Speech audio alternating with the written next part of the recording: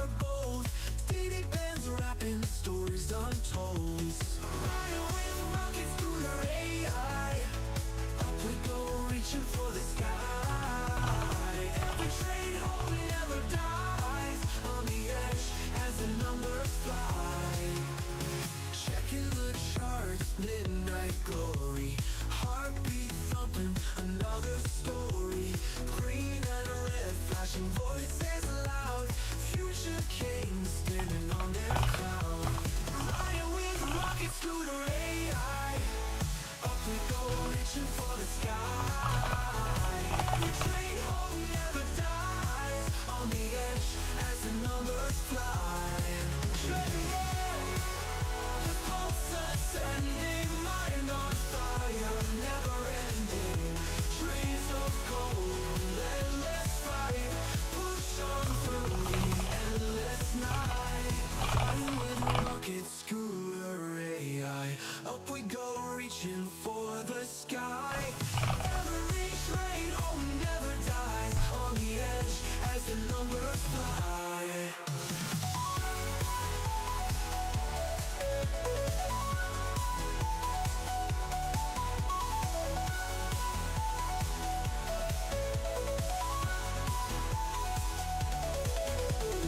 Checking the charts, midnight glory. Heartbeat thumping, another story. Green and red, flashing voices loud. Future kings standing on their throne. Checking the charts with their AI. Up we go, reaching for the sky. Every train home never dies. On the edge as the numbers fly. Checking the charts, checking the charts. Midnight glory. Sanctuary in all its blending. Mind on fire, never ending. Dreams of gold, endless fight. Push on through the endless night. Push on through the endless night. Push on through the endless night.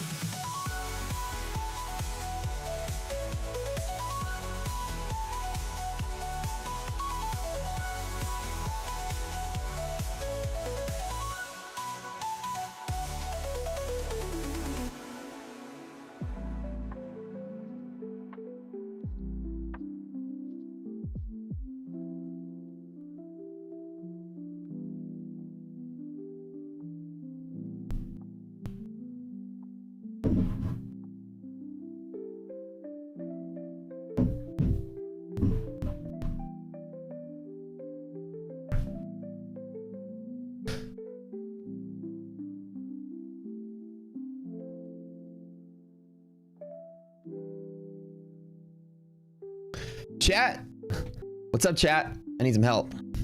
For some reason, my subwoofer, I can tell it's not turned up. It's not gonna turn on for some reason. Hold on, let me see.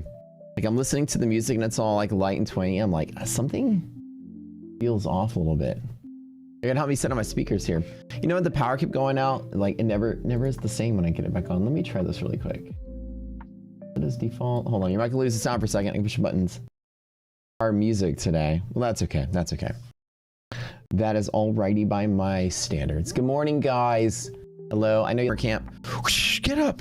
Everyone meet by the lake. Time to run. Going summer camp as a kid. We went to this one camp that had like this like lake kind of thing, but they had this like retention sort of ditch in the back in the woods, and like it was always like muddy and gross. And we would like they had this water hose, and they would make like this like muddy water slide, and you'd slide into this dirty old ditch. Summer camp. That was like in the 80s though, you know, like these days some parent would sue and they'd get rid of that in a heartbeat. That was when, you know, kids would break their legs and, you know, get bit by alligators and stuff, and they'd just be like, walk it off. Good morning, everybody. Good morning, good morning, good morning. Good morning. Hello, BB. Good morning, Lens. Good morning, Mac Bros. Good morning, Simon Dean. A5. Good morning. Good morning, Market Vision. New Media. Chandler. Nate Vanderoost. Relax Vibes. Good morning, Digital Nukes. Mara Escalante. Good morning. Message retracted. Good morning. Can I tell you what goes on in these live streams? You're new here. Day trading. I'm the first YouTube live streaming futures day trader that's ever been day trading futures since 2016. We've been here doing this live every single day. I usually trade NASDAQ and S&P futures. When I started, I traded oil. And I usually trade a real money account most of the time. This last year, I started doing a little bit of props, and I switch off and on depending on, you know, the state of the market. This month, I'm doing some props, and I'm resuming my million challenge probably after earnings and after Iran is over. So that's what you're gonna see on the stream today. Somebody says affiliate sales are gonna go up today, boys. Calling it 834. You don't think I can make affiliate sales at 8:30? You're robbing me of 4 minutes there, sir. Awesome. You guys just kind of follow these trades live. Somebody said, we have an atmosphere here of education. Everybody here is here to learn. We are one of the early sort of like creators of retail software for gamma exposure and volume prediction. And so these tools are available, and we teach a certain type of trading method that pretty much everybody here uses. So also here, you're going to learn how to trade more than anything. It's not just watching a trade. And we kind of like discourage copying, you know, copy trading. Want you to learn the game. Oh, hell, I'm reading down the chat and somebody's answering the question for me, saying the exact same thing. So he says, Funded Next was accepting the rocket code. You have to use score now for all the codes, by the way. Like, that's the new thing. And let me, have like a, I have a Stream Elements bot going on in here. Let me set that up. I'll let you guys know. All of our scores have changed the code with the exception of Take Profit, which will change, to Rocket, or change the score whenever I try to tell y'all to. So all of our codes for every prop from out there have been moved to score. Every single one. We have a code with everybody now. They're all score. Okay, hold on. All right, hold on.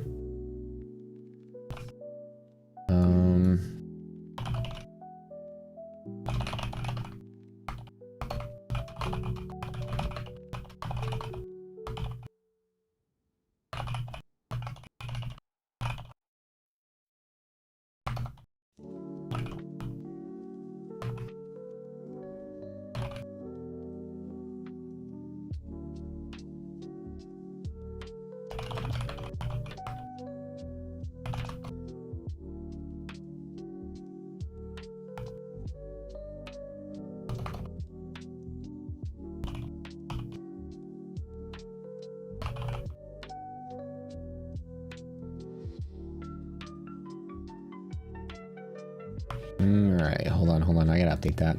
So use that. Couple of announcements. With that, hold on.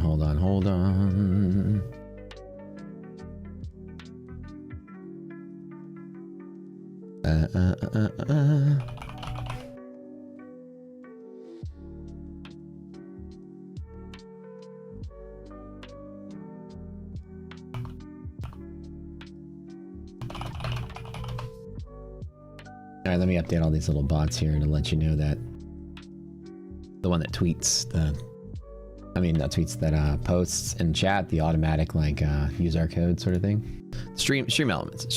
There it goes.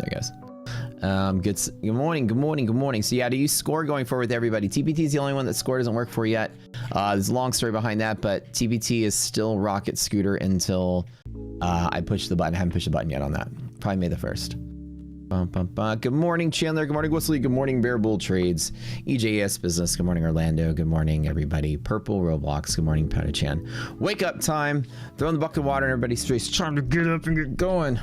Wild Week coming. Yes, sir. Hyphy. Good morning, Spencer. William. Good morning, Pierre. Sub-Zero. Merlin Graves. Good morning, Charlie. Vikash. Haifu. And the rest. Sound Lost Network. I don't know. It's wireless. Like, look. I've got like some kind of ghost in my wall that keeps tripping the breakers, I think. It's a ghost that's scientific enough. It wants me to have bad music for the day. My videos from 3 years are popping up on your YouTube.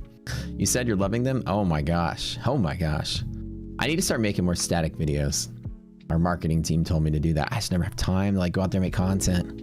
You know, it's like funny. I'm an accidental they call it influencer, and I hate that word. I wish people stopped using the word influencer. I'm an accidental one. I don't even try. And it's like, I stream. That's all. That's pretty much all I do. Our guys make like static content out of this, but like I don't go out there and like record videos like top 10 trading setups of 20. You know, everybody has something like that. Here's how I made 20K last week. You know, videos like that. They're like, do that and I'll blow up your channel. All we have is just me streaming live, and that's it. That was enough to grow the brand. I should put more effort into influencing correctly, I guess. I don't know. It's not my biggest priority ever. Let me get going here. Let me. Boom, boom, boom, boom, boom, boom, boom, boom, boom, boom. Coo. All right, let me get this set up here. Good morning, guys. Welcome. Get ready. Pull the stream. It's going to be a pretty big week, I think.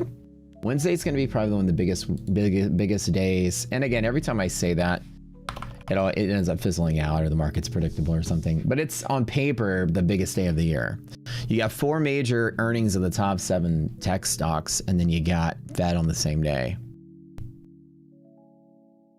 Papa Leslie, are you there? No, he's outside with the cows and taking care of the farm. It's morning time, and he's working. Papa Les likes to hang out with the beer on the porch, eating a steak, and nighttime, that's when he chills with us. Morning, he's out there. He's got the tractor fired up.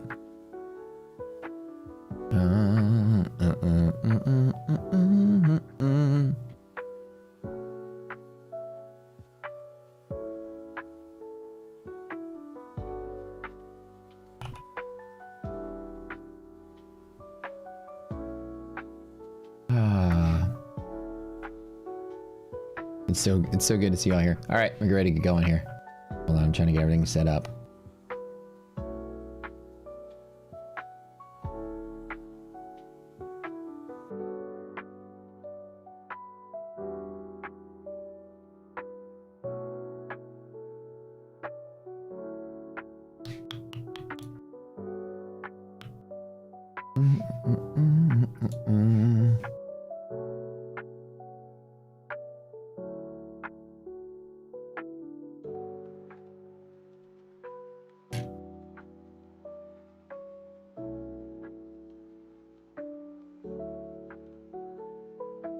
Let me do this here.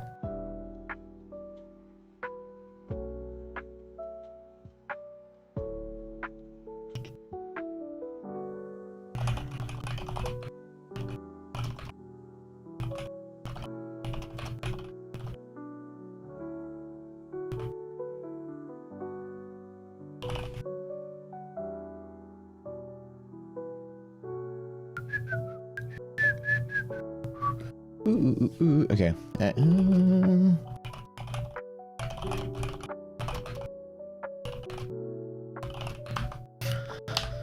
Morning upkeep done. Mondays, I'm always behind.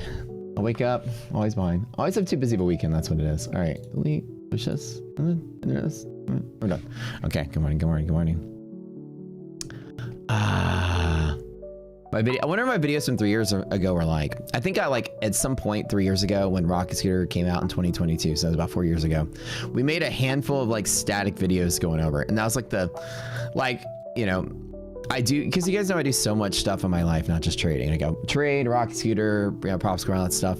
But I spend a lot of my time inside this. I run so many businesses and stuff, and we do angel investing, you know, and you know, currently we're building a coffee shop and a reformer fitness studio, you know. So all my time when I'm not streaming, like at night, someone else posted on my Twitter for me. It's not even me talking. If it's me talking to you, like as a DM or chatting with friends or something, it might be me popping in, but it's like I don't even post on my Twitter. I don't even have time to make videos. I don't even talk on social media. I have somebody that makes videos for me, posts them on Instagram. I found the other day we have a TikTok.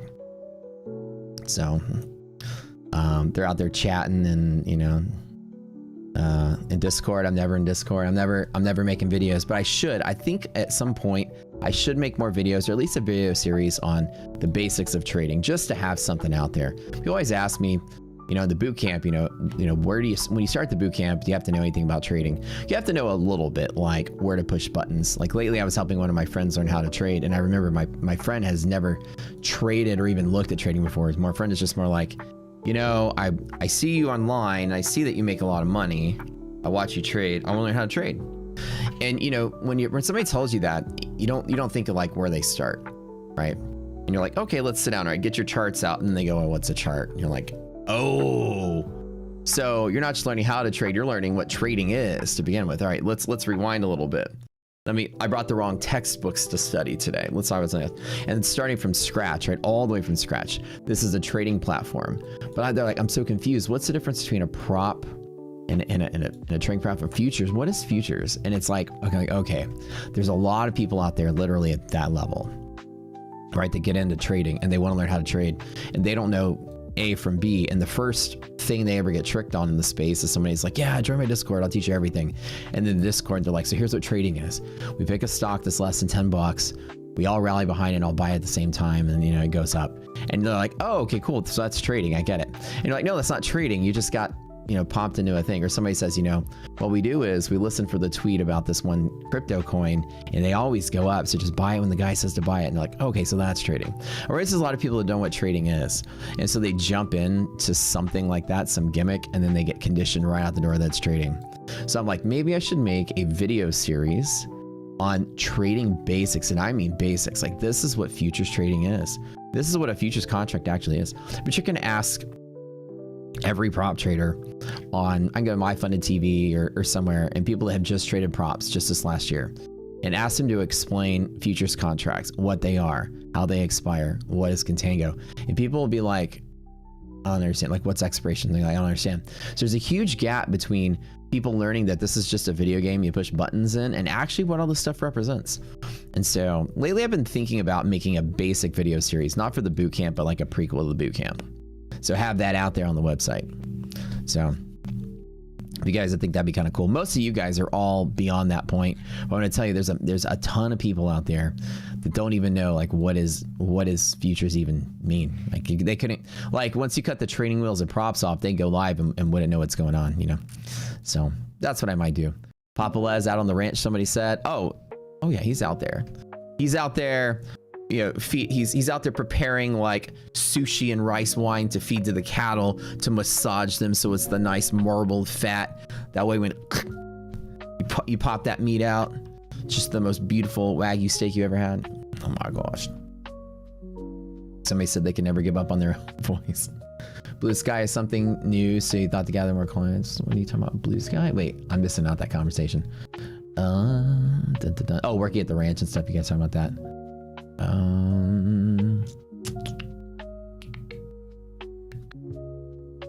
Trading inventory with Blue Sky. Blue Sky is something, we have a code with them at code score with those guys.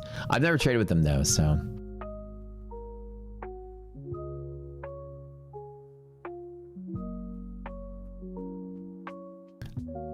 Somebody's talking about a 30-day challenge. I have an open 30-day challenge on my channel. I've actually had it for 10 years.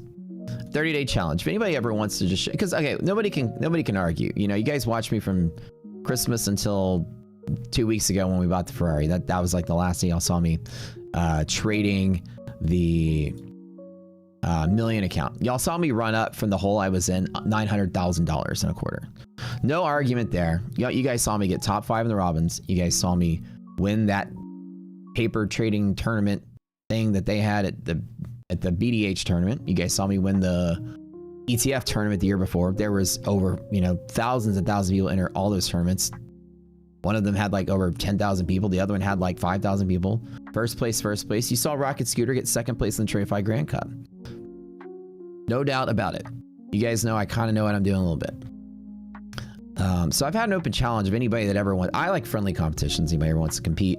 An open challenge for 10 years, not a single person's taken me up on it. And it's a high stakes thing.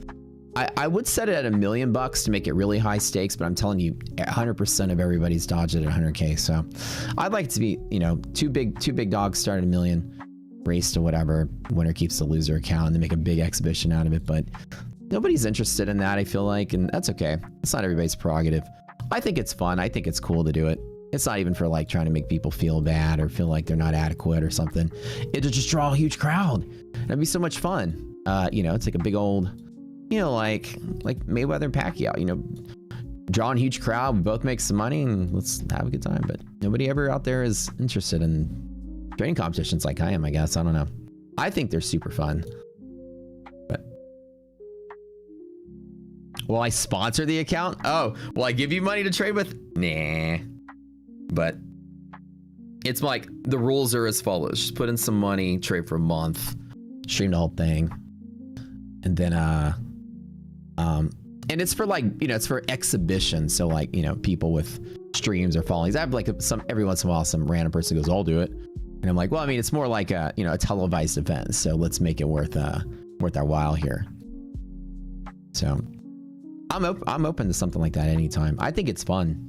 It's not even to be like to make the other person feel bad after they get beat or to like rub in their face or whatever. It's just like friendly competition. I'm into that.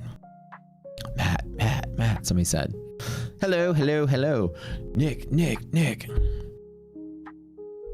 Why sponsor? If I can sponsor every one of you guys to have an account and then we all trade and the winner keeps everybody's account. How about that? So this is one of the best communities. If you found this one, then you are already off to a good start. Yes, sir. Real trading here. That's what we do. Is there a giveaway? There's always a giveaway here. We do giveaways all day long. Here there's a giveaway. Then after the stream, there's a giveaway in Discord. And after there's a giveaway on Neon Stream. And there's a giveaway on the Twitter. And then after that, there's a giveaway on the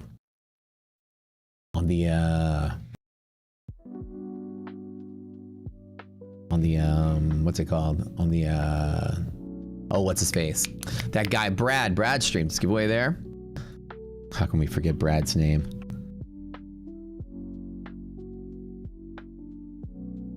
So let me pop this on you guys. Remember I told you guys until we get through this earnings and Iran crap and the market's stable, I'm not committing funds to the craziness of the market in this environment. We all know that the market has been up and down, Iran based. So last week I got some Lucid accounts, I got some TPT accounts, and so basically with TPT I got I went and just grabbed enough funded enough eval accounts to get 10 funded for the month. And so these are 5 funded TPT accounts right here.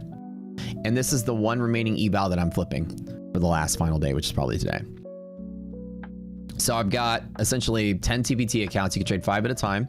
I'll be trading take profit. I've already made 10,000 bucks already to start the morning off in one of them, TPT Pro accounts. And then I got some Lucids going over here. Got a mix of Lucid Pro and Lucid Flex. Like I said, I was going to give Lucid a shot just to check it out. And this is just for the month. And then after this, I'll get back to trading the real account. You know, we kind of go back and forth a little bit sometimes. But I mostly spend all my time trading a real account on stream pretty much forever. But I don't like not enjoy trading props. When risk is high and, you know, no matter what trade you're in, Donald Trump tweets something and then the market goes choo, all over the place. It's nice to have, you know, $100 of risk on the table and then losing 200K. The moment flowers are delivered to you, like happened to me one time on stream. I go get, like, hear this knock on the door. I'm like in the short position. I'm up like 10K. I'm like, oh, it's good. I'm good. And, you know, market's just kind of moseying in the close. Had like, you know, 40 minutes until MOC. I go downstairs. Somebody delivers me the world's largest flowers I've ever seen. This gigantic, you know, it's like those Ecuadorian roses that are like 4 feet tall. And it was 100 roses. It was like giant. And I'm like, whoa, I got these flowers. And I'm like, okay, let me go set these down. Pickle's barking. Ruff, ruff, ruff, ruff. The lady's like, can I get a picture? And I'm like, here you go. She's like, well, no, I get a picture of the whole thing. And I'm like trying to like open the door and keep Pickle in and then lean out these flowers. This whole ordeal. Then I text an iDoc and taking pictures of it. Then I run upstairs casually, you know, and I look and then Nasdaq flip hundreds of points on a Trump tweet in like those 10 minutes. I lost 200 something K, probably with 250, 200. I don't remember what it was. Who are the flowers from? I should build them. They're from one of the franchisors. We're franchising a huge fitness brand from Florida, from Miami, and we're bringing it to Texas. And so we're going to be opening like a whole bunch of them here. We started a whole company to open a bunch of them. And so we're bringing the brand here, and we see a huge opportunity in the space. And it's to feed into other business things that we're doing. The whole thing is this giant sort of like collaborative investment, you know, fitness plus other things. I'm not telling you guys the whole strategy there, but it's all part of a bigger sort of plan that we have. And so it's one that the franchisor sent it over. It's like, congratulations for signing. You know, it's like a welcome to the team sort of thing. So let's do the giveaway, brother. Hey, we will. The market hasn't even started yet. Heard the story about 10 times. It's a warning story. DC, every time I tell it, it's like I'm the old man at the fireplace. Gather round. An old man is talking. Come. Have a seat. The fire's warm. Pop your butt on the log. We're gonna chat. A long time ago, I got this fish that was so big. Serves as a warning. When Trump is president and there's fire in the furnace, the rule is don't leave for a minute. Don't even leave for like 10 seconds. Don't even take a piss. It is so, and it's like, it's just an oversight. And I never do that either. It's like, I always take precaution. And it was because it was like a doorbell ring. It was like ding dong. And I'm like, oh, okay. Probably Amazon or something. Ding dong. Pickle starts ruff. And whatever. Ding dong. Ruff. And I'm like, all right. Somebody's trying to get in the house. Something. I don't know. I'm gonna get out and check it out. Ding dong, ding dong, ding dong, ding dong. Fine. So I just like, I'll be back in a minute. Leave and come back. So when Trump is president, rule number one, never leave your trading platform ever. Never leave trading platform without putting a stop in. And I always do, but that time I didn't, and that time was expensive. And it's just the universe reminding me, Matt, you've been doing very well, but we're gonna make sure you know, don't be off your game. Don't even backslide a minute. How was writing that thank you note to the person that sent the flowers? Well, it's kind of funny because like over the next 4 days, I ended up making that entire amount in profit. So it neutralized it, but it was kind of like a slap in the face, really, because the whole challenge has literally been like this. It's been like that, and that, and that, like the whole way up. And it's like, oh, Trump tweeted this. Oh, Iran said this. Oh, Vance canceled the flight to Pakistan. And you're just like, how does this have to do with the market? I cannot understand how people would be buying like fear eye drops from Johnson & Johnson, and like what Nike shoelaces are getting more expensive or something because of Strait of Hormuz. I don't know, but the entire stock market seems to care about this in some weird way, one way or another, but not really. It's more like we're conditioned to just, the algos love to listen to Trump and anticipate movement. And if Trump keeps saying the same thing, market's going to push it. For example, every single time it's like market's just trucking along and Iran is like, we're still meeting. Okay. Market trucking along. And then Trump is like, no, we're not going to meet. And it's like, then Iran is like, we're still meeting. And it goes, and then Trump's like, yep, we're still meeting. Now we're not. It's like every single time it's a reiteration of, yeah, we're probably going to meet. We're probably going to meet. The market's just bumping up on that like it's new news. It's kind of weird. We had this happen in the trade war of 2018. It was the same stuff. Trump and China fighting their first trade war. If you guys weren't trading back then, we had the trade war we had this year. Same thing 8 years ago. Trump and China were bullying each other for an entire year. The market was like that. And we learned, oh crap, you know, I have to kind of follow this dude on Twitter before Truth Social was a thing. Before he got banned from Twitter. He got banned from Twitter, by the way. After he was president, and then tariffs on, tariffs off, tariffs on, tariffs off. Yeah, it was like that. And that's what it was this year. That's what it was back then too. It was like, I'm going to get what I want out of China, which I don't even remember what it was. I think the threat was in the early 2015s, China was stockpiling oil in their strategic reserves. And that was after the big oil crash, right? So oil crashed from $130 to like $26. And then stayed there because the Saudis are trying to choke us out of having China as a customer after Obama lifted the export ban, and we were able to ship outside of Canada and Mexico. And so US was about to become a major player in selling oil to the rest of the world. And so the OPEC world decided they wanted to kick us out. And they wanted to monopolize China, selling them, you know, dirtier, nastier oil because China doesn't have EPA standards like we do. And we were going to sell them our disgusting, dirty shale oil. And they kicked us out of the game. Then they got them as a client. And there was a time when oil went up like 20, 30 bucks just gradually. For the first time in a long time, I saw oil just genuinely rally on demand growth. And there's a very small period because demand growth has been slowing down since about a decade ago.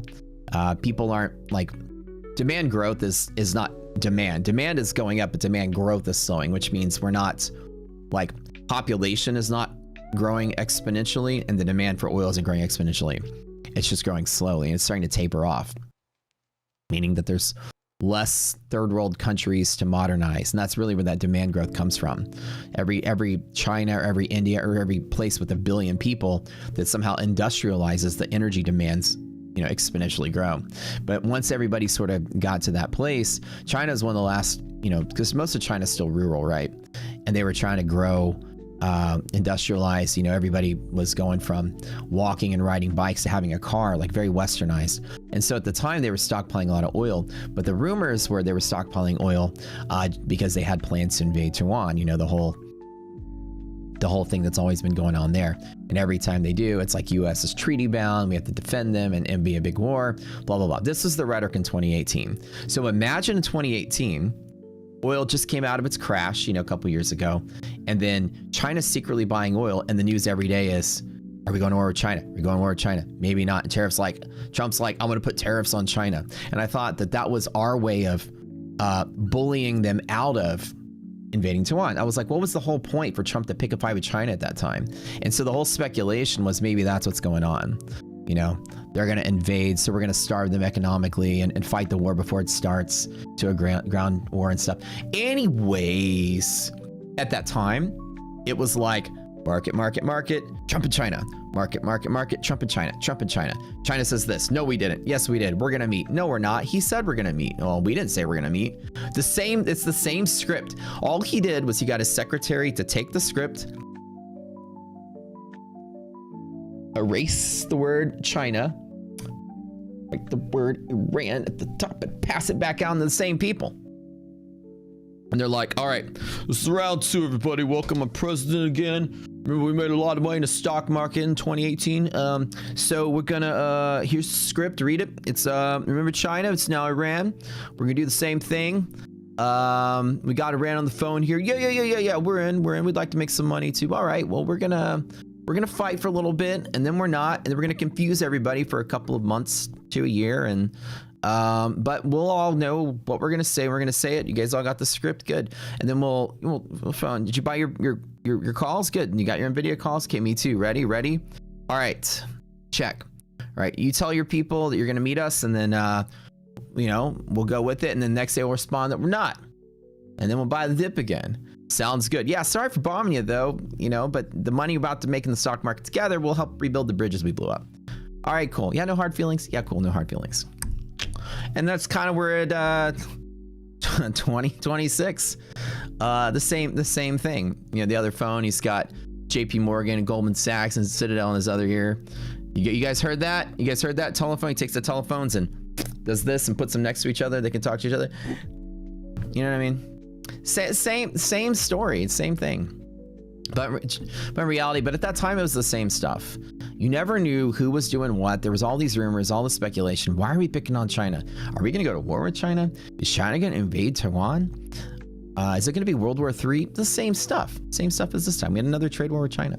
And again, my theory was that it probably had a lot to do with they were stockpiling a lot of oil abnormally in their strategic reserves. And you don't really do that unless you plan on your oil being cut off or that you're rapidly industrializing.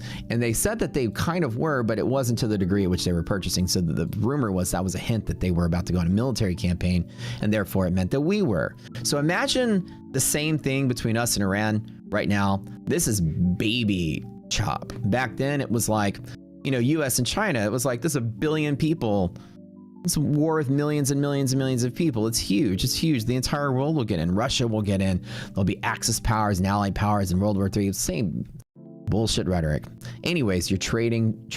Trump would tweet something. The market's up 1%. China tweets something else, it's down 2%. And it's the same thing we're dealing with now. But what I learned back then was, we all learned back then, is that you have to basically listen to the president. He's the only president I've ever traded that the president moves the market. I've traded through in 2010, it's Obama during that time. From 2008 to 2016 was Obama.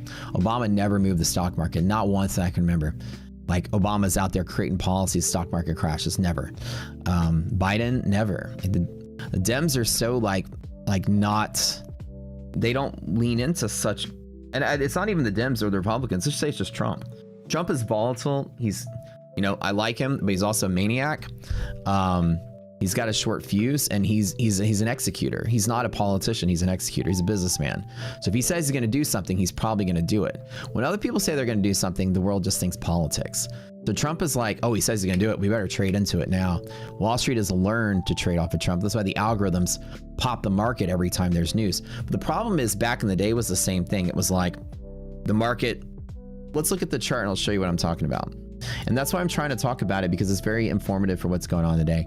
The trade I made, I shorted last night right here at the top and woke up with 10,000 bucks on my TPT accounts. So the same thing that happened like way back in the day is the same thing that's happening now.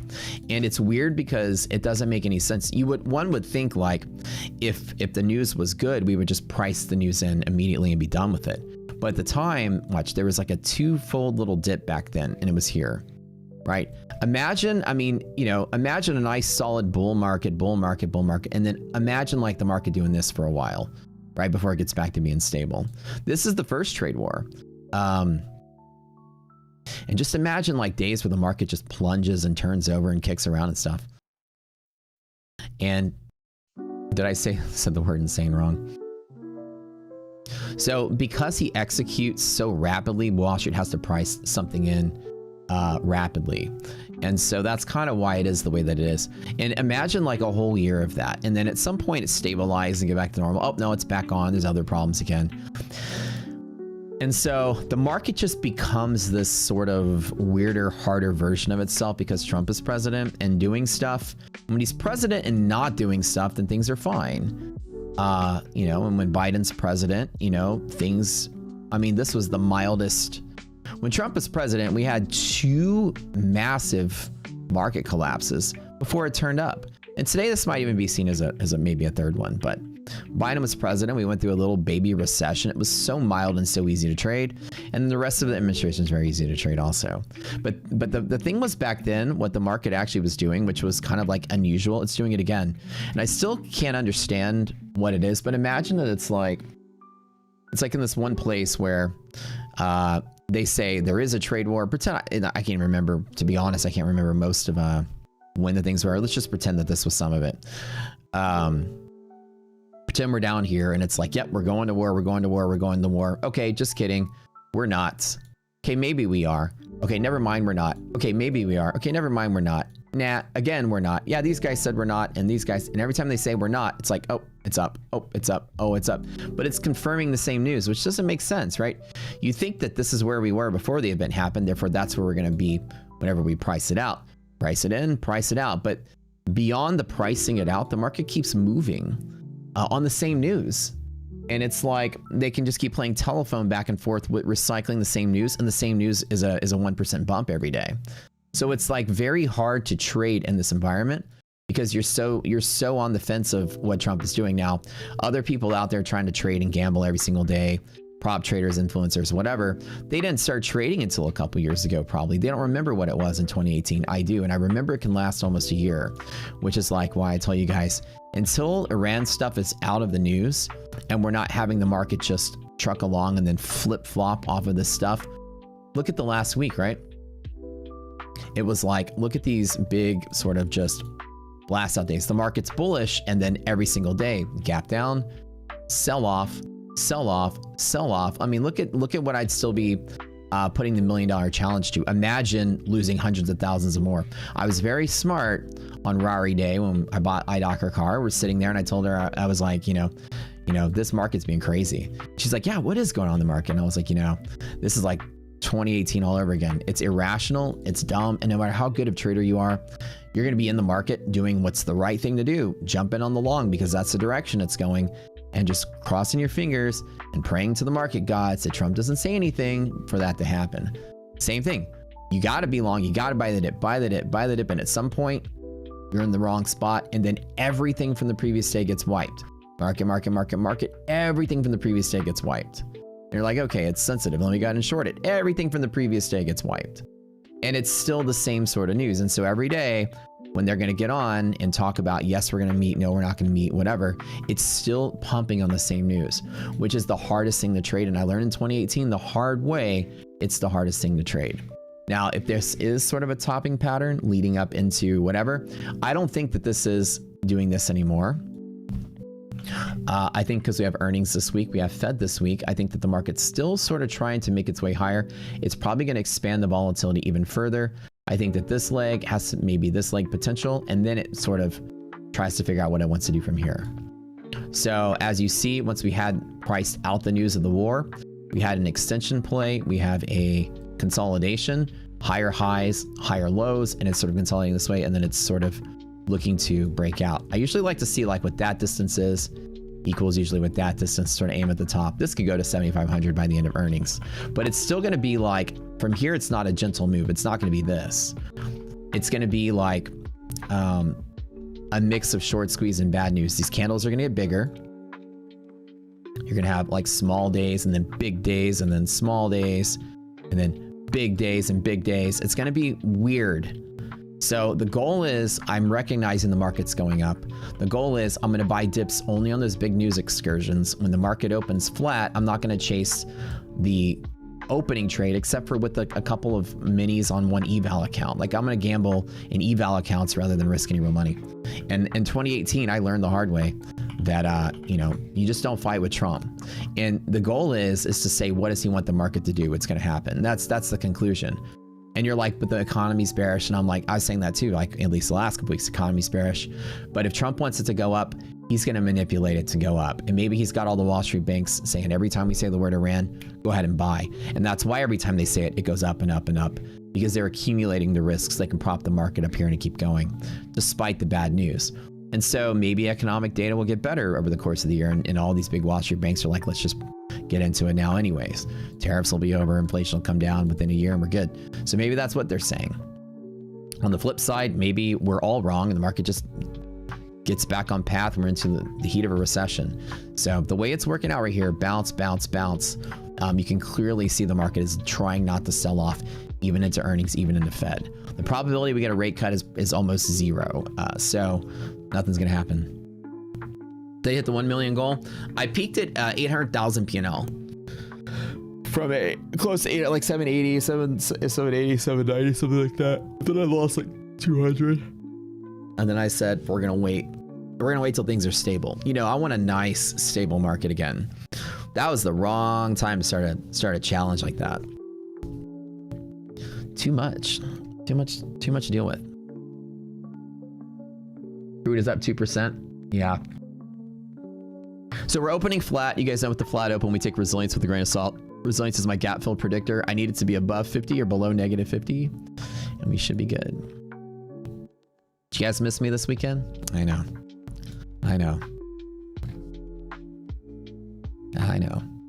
Dude, we're getting so freaking like huge here. Our traffic through the roof. Prop score got 2,000 people in the Discord the very, very, very first week that we had it open. It was mind-blowingly cool. 2,000 people and growing. Rocket Scooter almost has 10,000 people in the Discord. We have like 9,000 something, 800, 9,000, like almost like in the last lap to 10K, which is cool. It's crazy. Thanks for supporting us with all this. By the way, chat. Score, code SCORE now is A tier affiliate code with every prop firm out there. Use code SCORE. You get the best deal. Sometimes we'll have exclusive deals. Sometimes we'll have whatever. exclusive giveaways, things like that here. But if you want to support the prop score effort, please use code SCORE everywhere you go.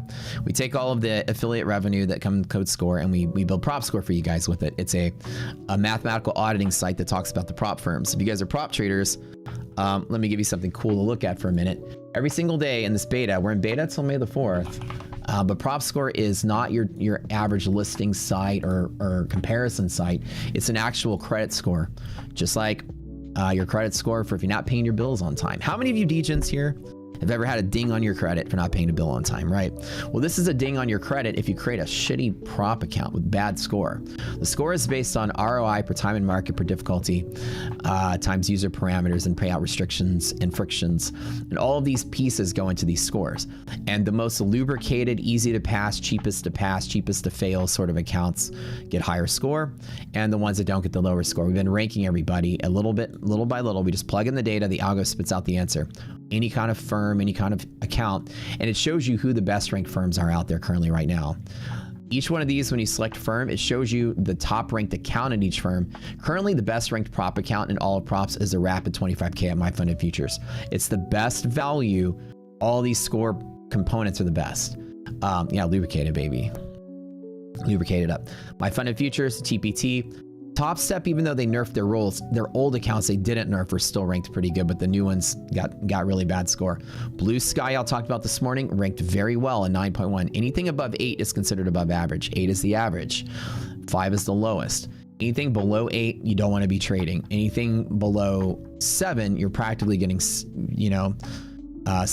Anything below 5 and 6, you just probably went to school in the portables in elementary school behind the school the normal kids went to, and your teachers were helping you tie your shoelaces when you were 12 years old. So I don't know. I think you just rather write a check and give your money to me instead of getting scammed by a prop. Anyways, avoid anything below 8. So the ones that are above 8, currently the ones below 8, Apex. The ones above 8, Lucid. Trade Day we just did popped up as a 9. Very good. Fun and see. It's not every account, but some of the accounts. Like if you go to some of them, you can see that actually a lot of the trade days are really good. So if you go to some of the firms, some of the accounts are really good, some of the accounts are really bad. Like Top Step, some of them are really good. The ones they changed, the score got nuked. So they only changed a little bit. But Top Step is still pretty good in my book. But you can see how not all of it's that way. And this is the top ranked account each firm. You can see that like at least My Funded, Take Profit, Top Step, Blue Sky, Tradeify, Funded Next, Funded Seat, Trade Day, Lucid are all contain accounts that are all 9.0 or better, which is good. The Lucid Pro ranked really high. Really good. So that's the one's best. Can you filter by no DLL? You should be able to. We're adding more filters as time goes by. I think you can do like, yeah, that needs to be in there. No, so you can, when we're done, yeah, right here, daily loss limit. So no daily loss limit. So on default, let me do default method. Hold on, not default. Here we go. I'm going to filter by. If it has consistency, it's going to show the ones that have consistency. I don't think the filters are doing it right. I think that we should have. Let me see this. No DLL, all of them. Oh, sorry, I had firm selected. I was like, that's not what it's doing. Yeah, so if I have account selected, it shows me every account that's out there that has no DLL. If I select DLL, then it shows only the ones that have DLL. So if I turn those off and sort by account, then yes, the filter works correctly. Yes, correct. If you sort by firm, what it's doing is showing you the firm's highest ranked scoring account. Yep. 2 minutes till we start, baby. The 25K is a 7. Well, the way that it's scaled, like it's scaled on a curve. So basically the middle ranked account is forced to be an 8, then everything's left or right of that. So again, if it's less than 8, then it's because you're getting less return on the investment per time per difficulty. So some of these accounts are just not statistically good. Like anything less than an 8, you're fighting an uphill battle. Anything above an 8, you should do for better value, bang for your buck. It's kind of like, you know, higher probability of payout. The higher the ranked score, the better your probability is for payout. All things being equal. So, what on earth happened to Ashton Nolan? Oh, I have no idea what happened to Ashton Nolan. Is he okay? I haven't chatted with him for a while. You doing all right? I mean, like physically, like something happened to him? Is he doing okay? That scale is misleading. Wait, which scale?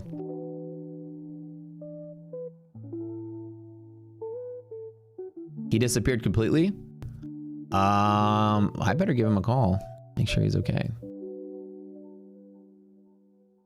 That's the prop score website, Drew. That's the new thing that we built. We built that to score prop firms based on an equal playing field. 7 to 10? No, Thrive. It's 5 to 10. 5 to 10. So essentially, the idea is it's a scale to 10. We used to have it 0 to 10, and we thought that, you know, calling a firm a 0 would start to piss a lot of people off. So we really made 5 to 0. So it's a bell curve like this: 0, 8, and 10. It's 2 exponential scales. All right, we're gonna get ready to go. Got some Lucid accounts. I don't know what I'm trading right here. This is my Pro or my Flex. Let's just see what Resilience says. I'm gonna chill at the moment. I'm not gonna do the long at the open. Even though Resilience is somewhat okay. Let's watch it. We do have a yellow line support over here. Take a look at what's going on in the news today. All right, so I'm still bull-minded like I was last week.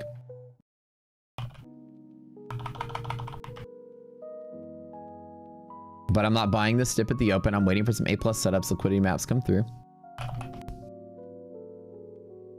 Let her rip. Little negative res, negative 46, negative 23. So stocks are tanking right out the door. That was a huge dropping candle there. That was almost 100 points. NASDAQ. No trades for me just yet. We're waiting on this. I'll show you guys a demo of the prop score website again in a little bit. But prop score, this is it. It's like credit score for prop firms. So essentially, we've ranked every prop firm on a similar worthiness scale based on return per investment, per difficulty, per time in market, against payout restrictions and frictions. So it's essentially every firm put next to each other on the same scale to see which one pays the most. It's a bell curve, so 0 is going to be... So here we go. We got the liquidity maps coming through. This is perfect. I've got a long off the DD band. I've got a long off the pocket on S&P. So there's a bull setup here to buy here, but with negative resilience. This might actually sell off from half gap.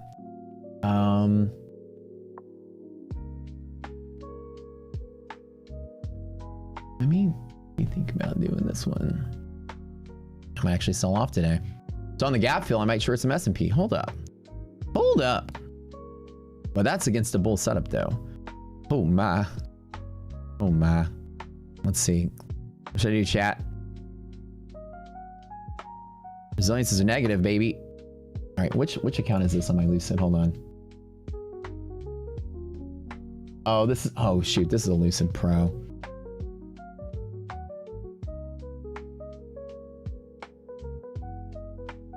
All right.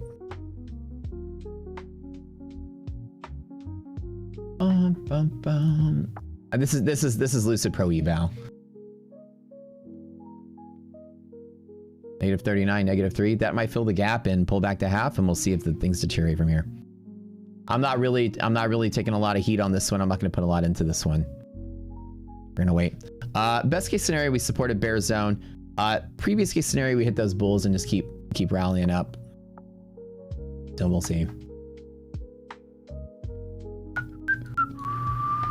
All right, let me hit this one.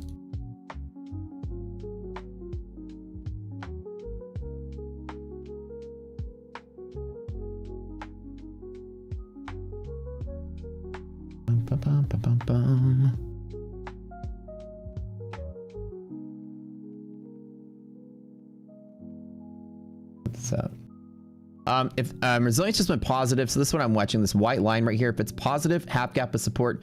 If it's negative, the close is resistance. So that's what we're looking for right now. NASDAQ at a negative 40 is pretty decent for the NASDAQ to keep pulling back. S&P on that little gap fill there. Let me set this up here. I just started trying in some Lucid accounts.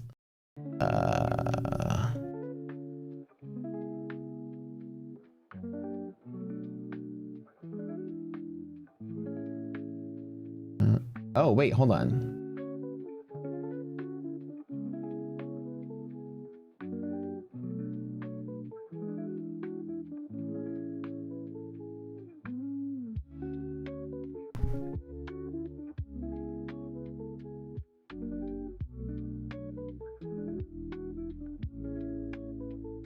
Okay, let me set this up here. Meeting set up. Okay.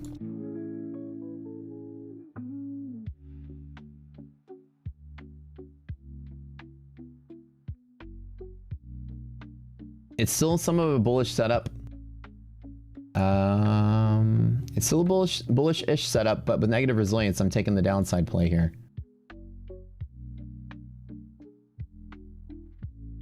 Oops.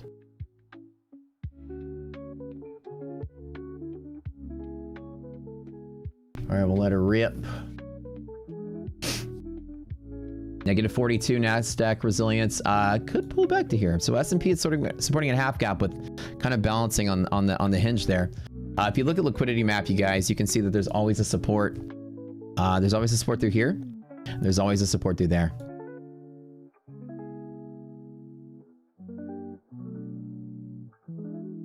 So KT Mash, if you need to change that, go to your settings, go up here, open this, go to settings, and then in the chart settings, you can actually turn off the auto scaling. So auto scaling like recenters and zooms the day like this. Turn that off and then you'll be fine.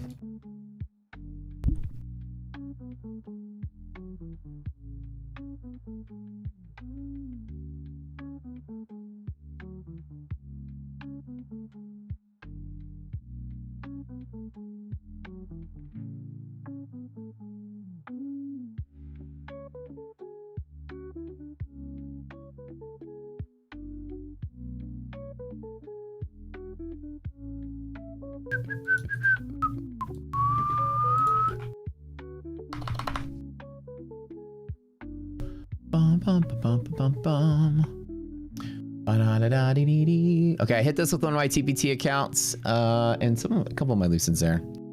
Not really too bearish this, but this negative resilience is kind of good, kind of juicy enough. A little bit of divergence between the two as well. We are hitting that Europe low, or sorry, Asia low here. So actually, no, it's even before Asia.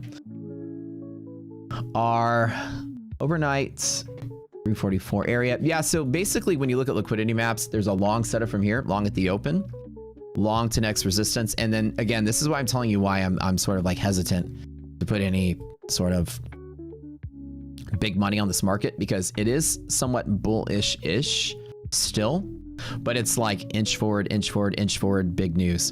And so for me to like want to commit to something big, I'm just trading like, I just got some lucid evals. I'm not putting any risk on the table. The bigger plays on news event would be longing from DD band like this. And of course, longing on the liquidity pocket from there. Although there's a yellow line in the way, so it's very questionable what happens if we break it. So with this being up here and resilience being negative, it looks like it wants to pull back. So we'll see what happened there.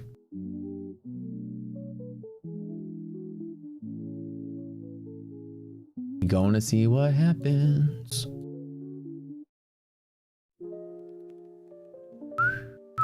Bum ba bum bum ba bum ba bum bum bum ba bum.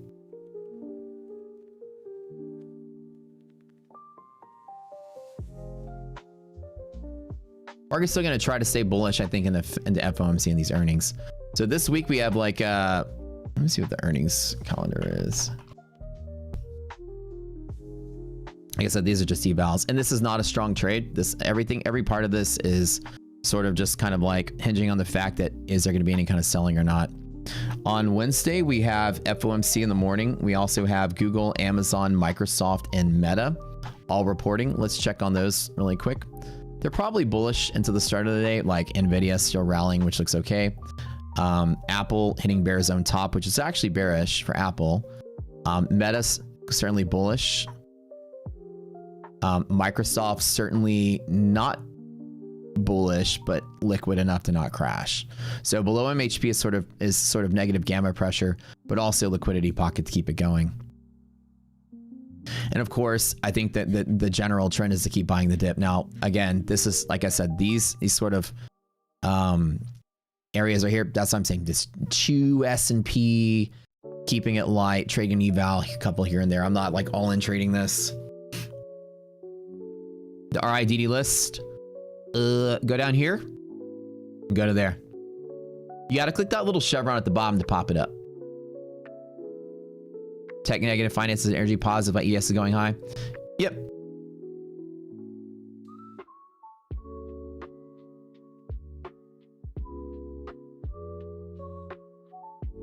The Ashton Nolan Discord doesn't work. He started a Discord with Zipper and another guy. They all came out of the Rocket Shooter community and they started their own like options thing together. I don't know. I hope he's okay. I might give him a call, see what's up.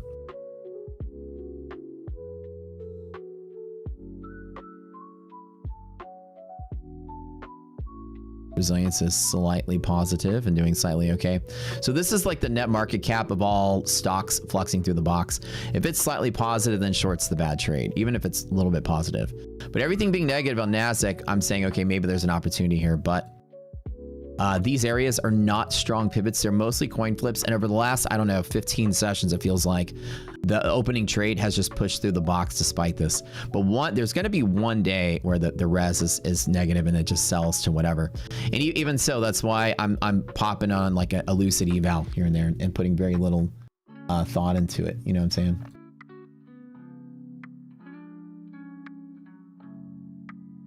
We'll see if anything comes out of it.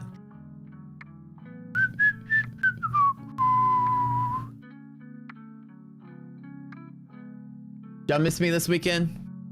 Y'all have a good weekend? Is he okay? I'm gonna call him and make sure he's all right. Make sure him and his family are doing good.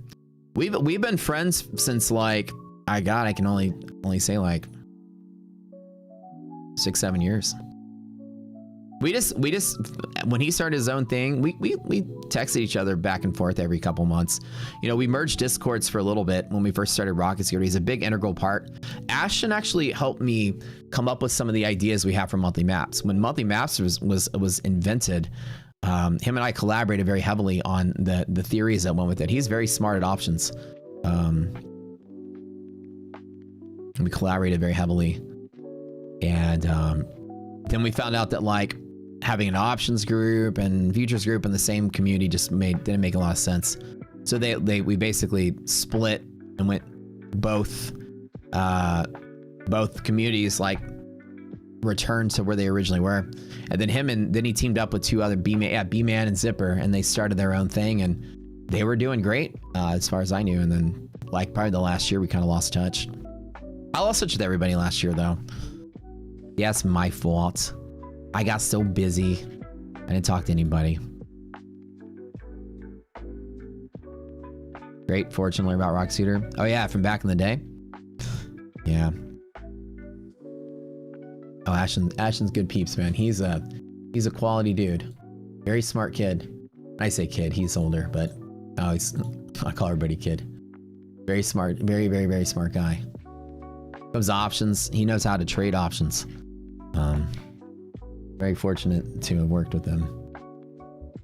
A lot of the ideas about the monthly maps, like the bull zone going lower, the bear zone going lower, like we teach you guys, a lot of that came from Ashton and my observations as we would discuss with each other in the early days of monthly maps. All right, so res just popped pretty heavily on that half gap. Let's look at the events feed and see what it was.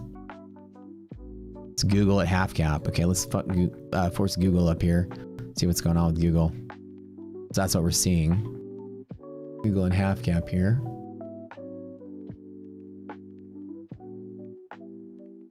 Ever mess with you because your name's Ashton? Well, nice to meet you, Ashton. My name's Brad. You guys might see me in the afternoon stream, the evening stream. I'm that handsome face that tucks you in every night. I just wear a different face in the mornings. I'm like Dr. Jekyll and Mr. Hyde. The nighttime, that's the evil version. The nicer, better version is the one in the mornings. That guy is really, really, really, really mean and just, he's the worst. Yeah, let's see where we're going. Oh, down to half gap here, half gap. Whatever, Brad and I could We kind of look similar, don't we? Not really. Not really. The glass is given away. Sir Cooter. Hey, I could tickle some wicks too, okay? I've been known from time to time to grab a wick by the tips and give it a little tick. That hand gesture didn't serve any good purpose there. All right, let's see what we got going on here. Resilience just popped positive. It's probably time to vacate. Trade. Just a tip. Yeah, I mean, that's all you really need to tickle. Just a little bit of the tip. All right, picking up a little volume here. Looks like something started moving. Might be on Google's, sort of. There's a little bit of rotation here. The S&P's moving down and the Nasdaq's moving up. Certainly some rotation. So resilience just went positive, which tells me short's probably a bad idea. But since it's only 2 in an eval, I'm going to just kind of hang on and just watch what happens over the next 3 or 4 minutes. See how things turn out. If we lose the yellow line, the market can probably sell really hard. The question becomes, how do I trade it at bull zone and bear zone? Resilience, good. DD ratio, good. It is longing from here kind of set up. So it comes down to like what you believe is going to happen over the next week or 2. Technically speaking, it's bull setup from here. It's bull setup from there. We'll see. Oh, Lucid. Hey, Brad, on Lucid Flex Funded, what's the profit target? I can look it up on PropScore. I want a quickie on this one. I have some Lucid Flex that went funded last week. My first time doing it. What's the minimum you got to make? 150K in a day? No buffer? 1500 on a 50, you need to make 1500? No consistency? Yeah. Okay, cool. Last time I asked you guys, y'all gave me the wrong info about the pros. I gotta blame you guys for that. I'm just kidding. Should I just lock this in with positive res? Maybe I could just lock this in. What do y'all think, chat? Should I go for a big 50K day in TPT? My first week back trading props. 10K up. We filled the gap. I took the short and all of these other ones that are zeros.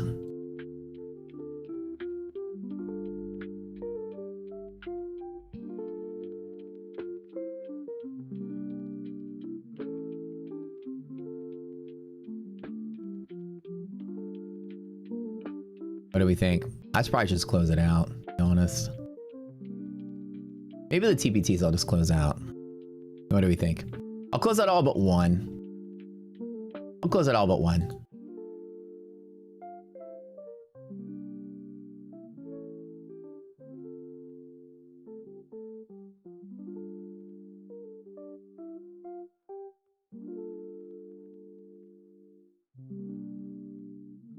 Hell yeah. Hell yeah, baby. Whoa. All right, let's do it.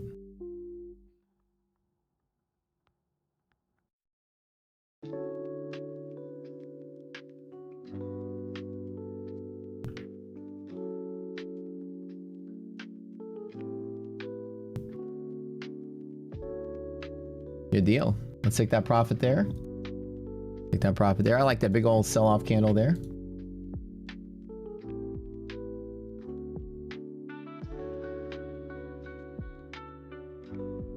Good deal.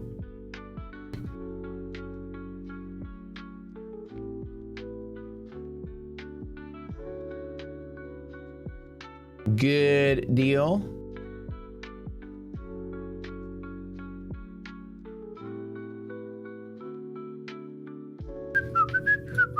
I was trying to take a photo of that when that happened. I had to exit that really quick. From this morning. I don't know what that was about, but we'll double check, see if there's anything on Financial Juice. I went ahead and took profit because we fell to a yellow line on S&P, so I closed all these Lucids out.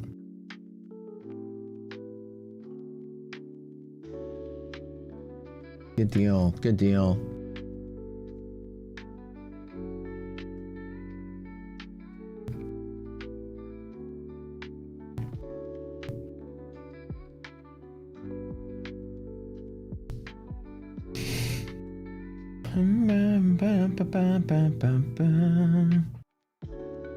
anything news related. Just we're seeing some shifting around these positions here. So let's see what we got.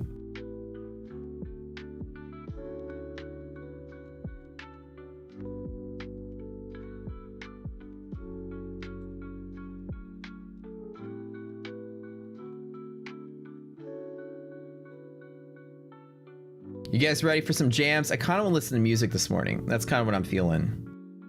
I'm kind of feeling jams today.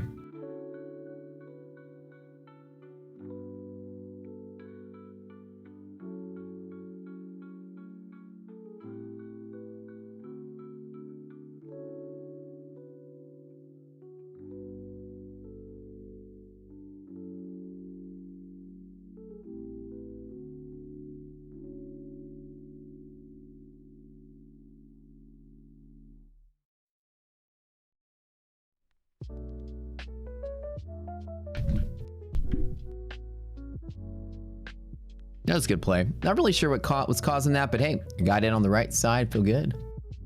I'm feeling good.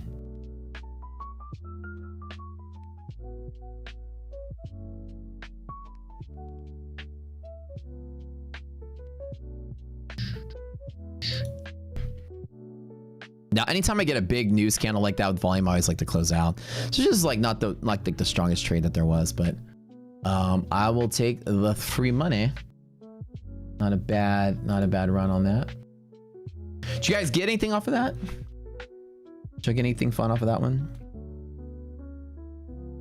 It's the first time the opening short trades played out in a while.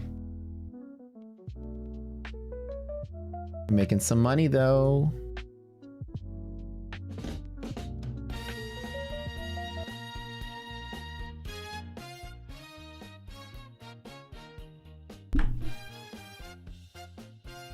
That was a spicy candle. That was a spicy meatball.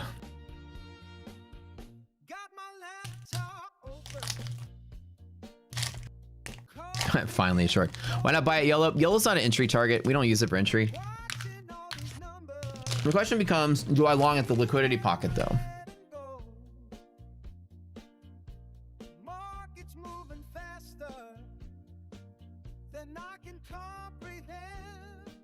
This is a flip account. These are all funded accounts. So that was 16K.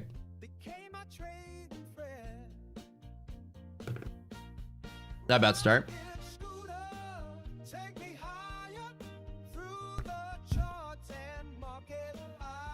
Good stuff, good stuff. Yeah, that was a little bit of opening rotation too. We saw the S&P went up and NASDAQ went down. S&P went down, NASDAQ went up. So there was a little bit of position shuffling that just sort of like kind of fell over. Does that make sense? Let's see if there's another play out of this one though.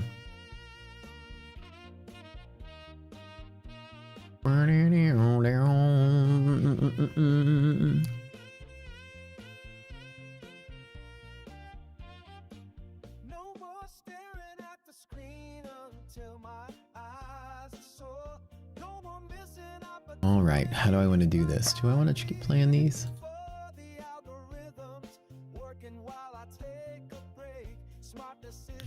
What do I want to do on this Lucid one here? So Lucid Flex funded. My first one.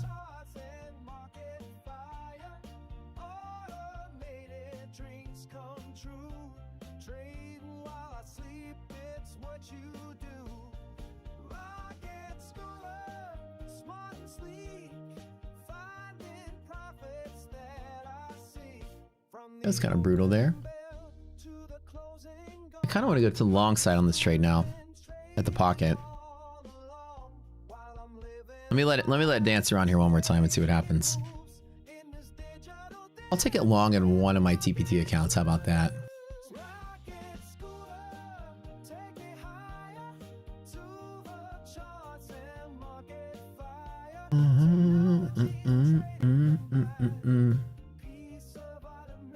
So okay, yeah, we'll do. Well, let me. I'm gonna take one long TPT accounts on just one of them.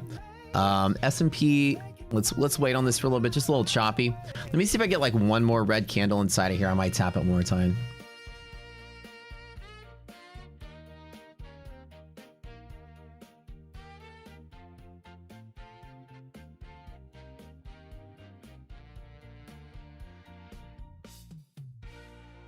Let's see if anything good happens for us today. Positive res, still looking pretty decent.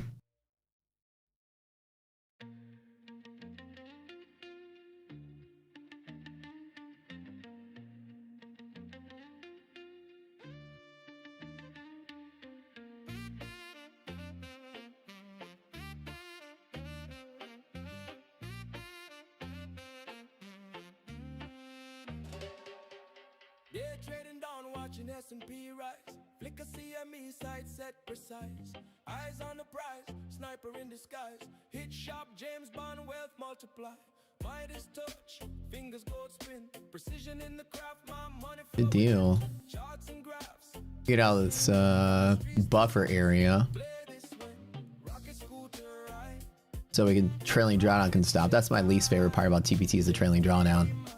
Going through the fight. Okay, we go went all the way to gap fill again on that long trade. I bought the dip there. Let me close out 1 second. TPT account closing out on that tap there. Let me close that out for profit. Good deal. The one that was 1,000 is now 6,000. But or 5,000. So let me update the screenshot here. 10,211 is now 10,521. Just playing the scalpy scalp range here. Super simple. Didn't touch any Lucid accounts in that little wave there. Just waiting. Good trading so far. These are all TPT 150K Pro accounts. So that's about 17, 18K a day today. Good deal. We killing it, chat.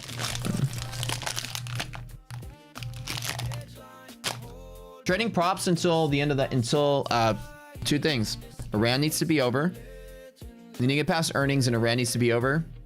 I'm not going to be, I don't want to be back like I was in December. I'm being very smart. December was such a nightmare to trade. This right here, I think we're gonna get back to something like this where it's just so news driven. We got to get out of this Iran stuff. I'm not gonna commit money to it. My personal accounts also took a hit. Look at my water. Start giving away free stuff. Papa Les. What's up, man? Early to rise. You, my friend, you're like the hardest working man I know. I bet you get up every morning. And you got to do stuff out the ranch. So besides the cows, what else do you do? I'm curious. Like, what's your routine every morning?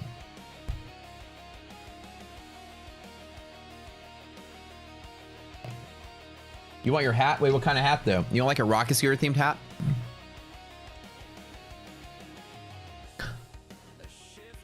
I don't have dynamic numbers on my screen. You know what's so funny? All morning, and I know it's just me, my brain stops working some of the time. All morning I was thinking to myself, what am I missing? Something feels off today.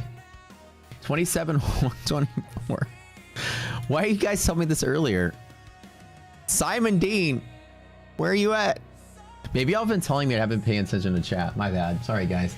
7140 on S&P. Where's my brain today? Oh my gosh. There we go. Sorry about that, fellas. Never again. Never again. Rock Scooter merch.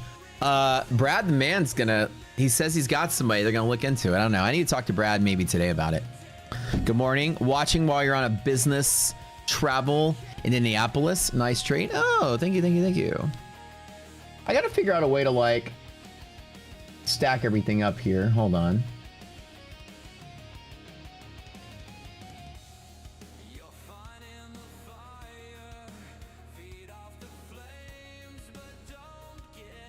Let me have like a little.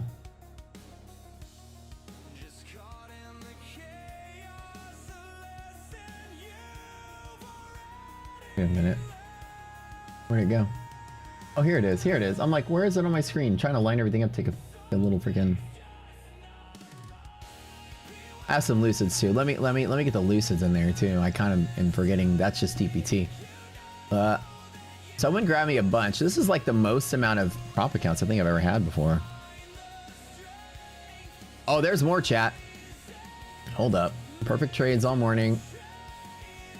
So this is a mix of like Lucid Pro and Lucid Flex. And I grabbed a bunch of, I grabbed half Pro and half Flex. But I think I have one more flex than I do pro. I think I got 5 flex and 4 pros. And then I got 5 TPT pro accounts as well. So TPT funded, Lucid Flex, Lucid Pro. Some of the flexes are still evals. So I just picked those. Like I started with pro last week, and then middle of the week you guys told me to grab some flexes. So I started trying out some flexes. Some of those flexes are funded, and some of those pros are funded. I actually honestly have no clue which one is which. So let's just chalk some of this to profit, some of this to eval. All right, now we'll see what we have going on here. Resilience is still okay, still positive. We are bouncing again at the open on the S&P. Nasdaq's V'd all the way back up to the open, so we'll see what happens from here. Do you have to activate Lucid accounts right away? You don't have to, but you can. That's like the cool part about Lucid, is like you can immediately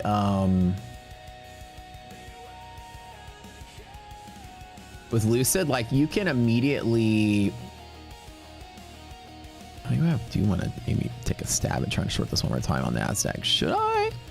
Should I risk it, chat? Should I risk it? I have no evidence. Resilience is almost at 0. Are we selling off today? For funsies? Should I just go with one? Nah. Nah.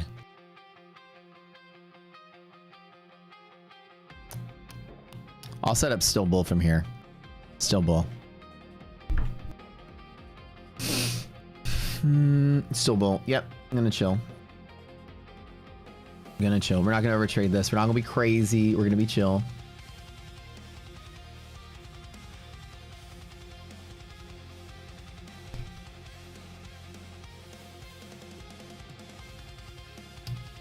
Bum, bum, bum, bum, bum. Oh, I need to get some funded seed accounts. I said I would grab those too.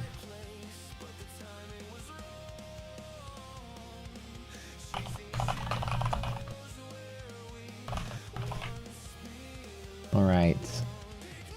Just for about a month, and then once the rand stuff is over, I'm excited to just get back to, like, you know, doing some real trading.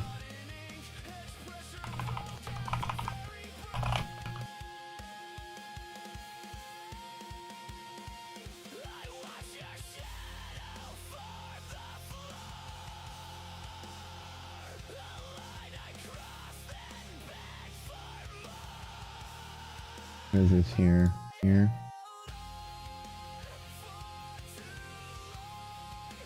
What's up with this?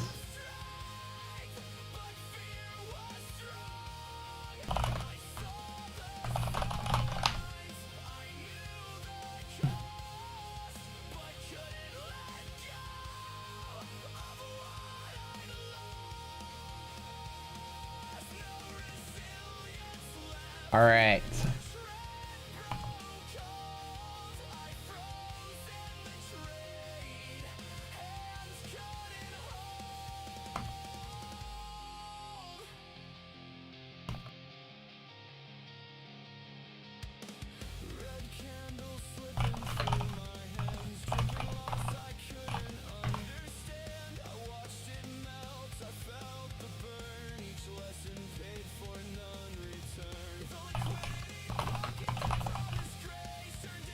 First giveaway gonna start in 10 minutes, my friends.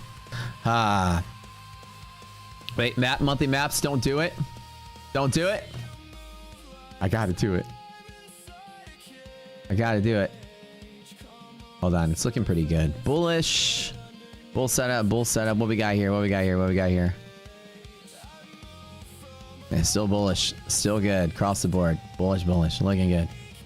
What did you want me to see? What was the part? What's the problem? What band is this? Oh, dude, right? You dig it? I'm telling you guys. This is a song. This is written by, I think, Rogue of the Lamb. Either him or Tech. This is AI. I know, right?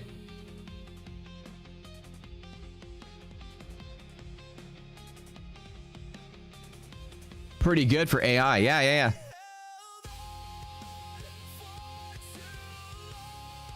It's literally like Evan's Blue, dude. Like, it takes me back to my post-college days.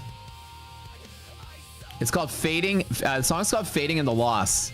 I don't know if it was him or I don't know, Brad. You didn't write a lot of the metal songs. It was a mix of Tech Trader and Rogue the Lamb that wrote it.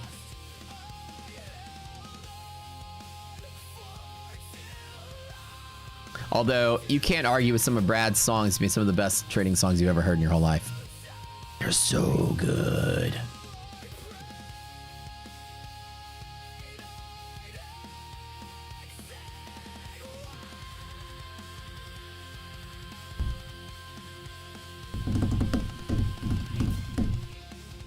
Like Kyle's new song? I don't know.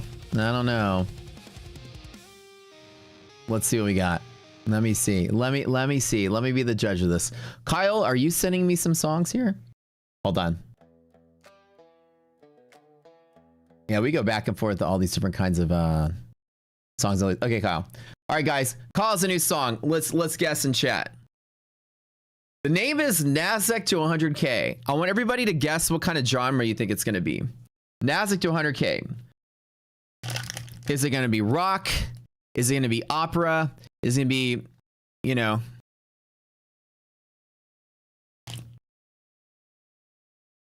Celtic music, bagpipes, classical, techno, musical? Is it going to be like Josh Groban? NASDAQ to 100. Gospel rock. Let's go. I'm going to guess it's going to be like little kid theme song for like a Teletubbies sort of TV show or something. Like a Nick Jr. theme song. Like you think like people in like dinosaur costumes would be playing the instruments. Okay, let's listen to it. Banjo rap, somebody said.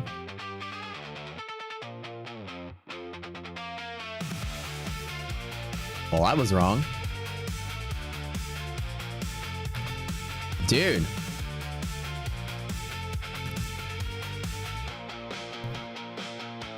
This is like gonna be like punk.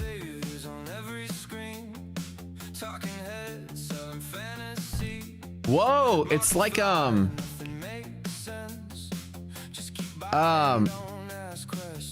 no, that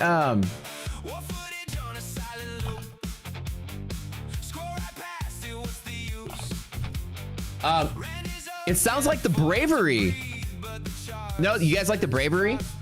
That's one of, oh, I love that band.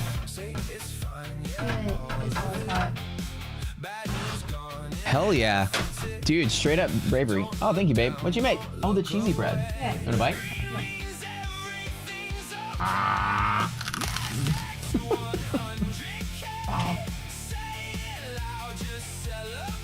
Listen to this song.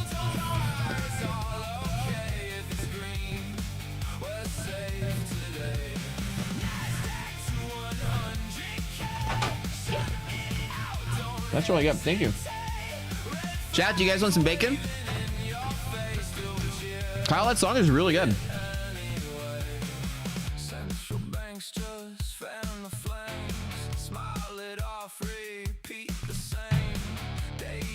The bacon? That's good stuff.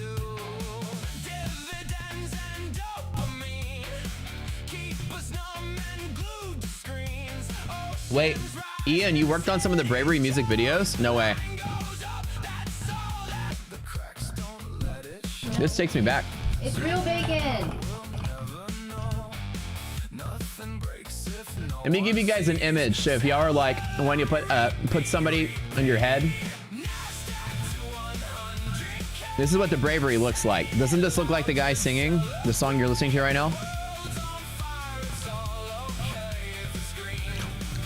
He's got like the sideburns and the pompadour.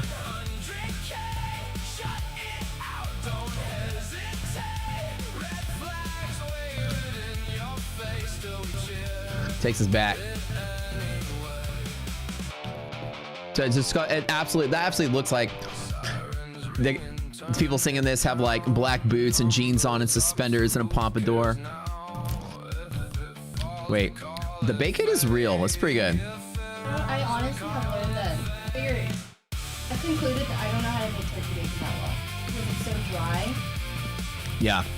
But I prefer Turkey bacon's like really, like you can't get turkey bacon like super crispy. You know what makes bacon crispy? fat. You fry it in its own fat. Yeah. Turkey bacon is like floppy lunch meat. It doesn't really bacon that well.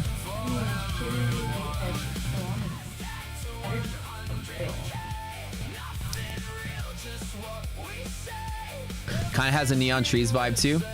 I've seen the Neon Trees on, in a concert before. They're really good. There's a story in the Neon Trees. I don't know if you ever heard that story. Really good song, very good song. Neon Trees, the lead singer fell off the stage one time, hit his face on like the pole, knocked both his front teeth out, spitting blood everywhere, got back up, finished the set, put his teeth in his pocket, finished the set with a bloody mouth.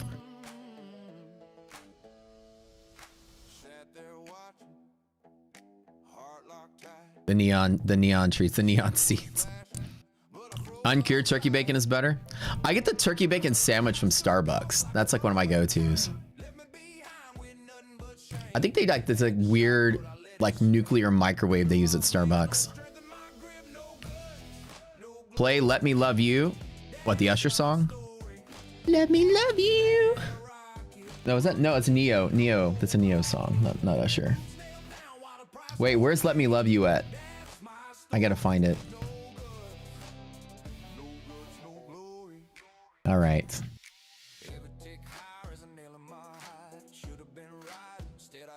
Is it one of the newer songs? I don't have it on my playlist.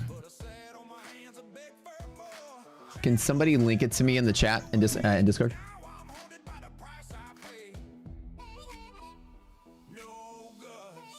No guts, no glory. I'll play it. Hold on if I can find it.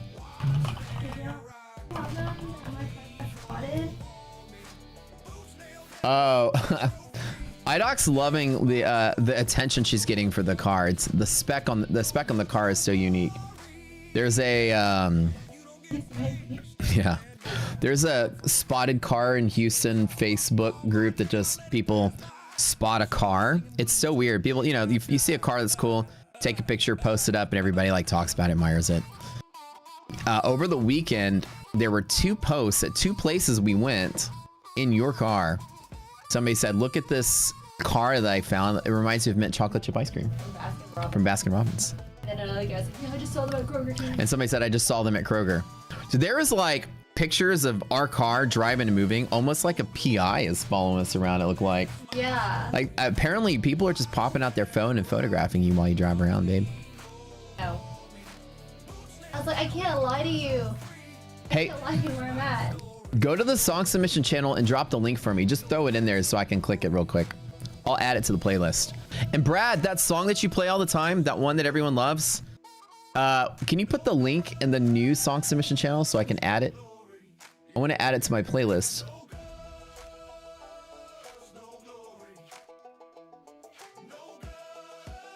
She's having such a good time with it.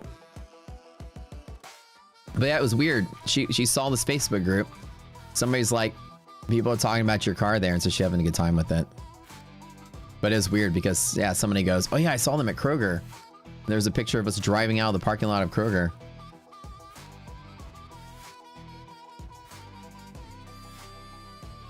You can stick around. In a meeting you will later. Okay. Well, priorities, I guess, but priority really is music for the stream. You know that. Gosh. We cannot play. No, we cannot play Super Mario. Wait, let's play Super Mario background music then. Wait, Super Mario background music from the video game. All right. Ding ding ding ding ding. Bum bum bum bum bum bum bum bum bum bum bum bum bum bum bum. Bum bum bum bum bum bum bum bum bum bum bum bum. Bum bum bum bum bum bum bum bum bum. Bum bum bum bum bum. Bum bum bum bum. Bam bam bam bam bam. Bam bam bam. Wait, who am I? You have to do whoop whoop, or you just suspense. No, but then like. Are you Yoshi? Bleh.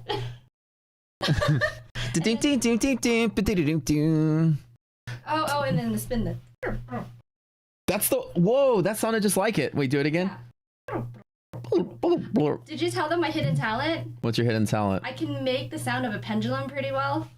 And we discovered it. I never knew you had this talent. Hold on. Come. I don't have my makeup on. Give me sunglasses. I look horrible. Come. Oh, no. I don't like the way I look right now. But yeah, I just found out that I had a hidden talent. What is your hidden talent? I can make the sound of that pendulum really well.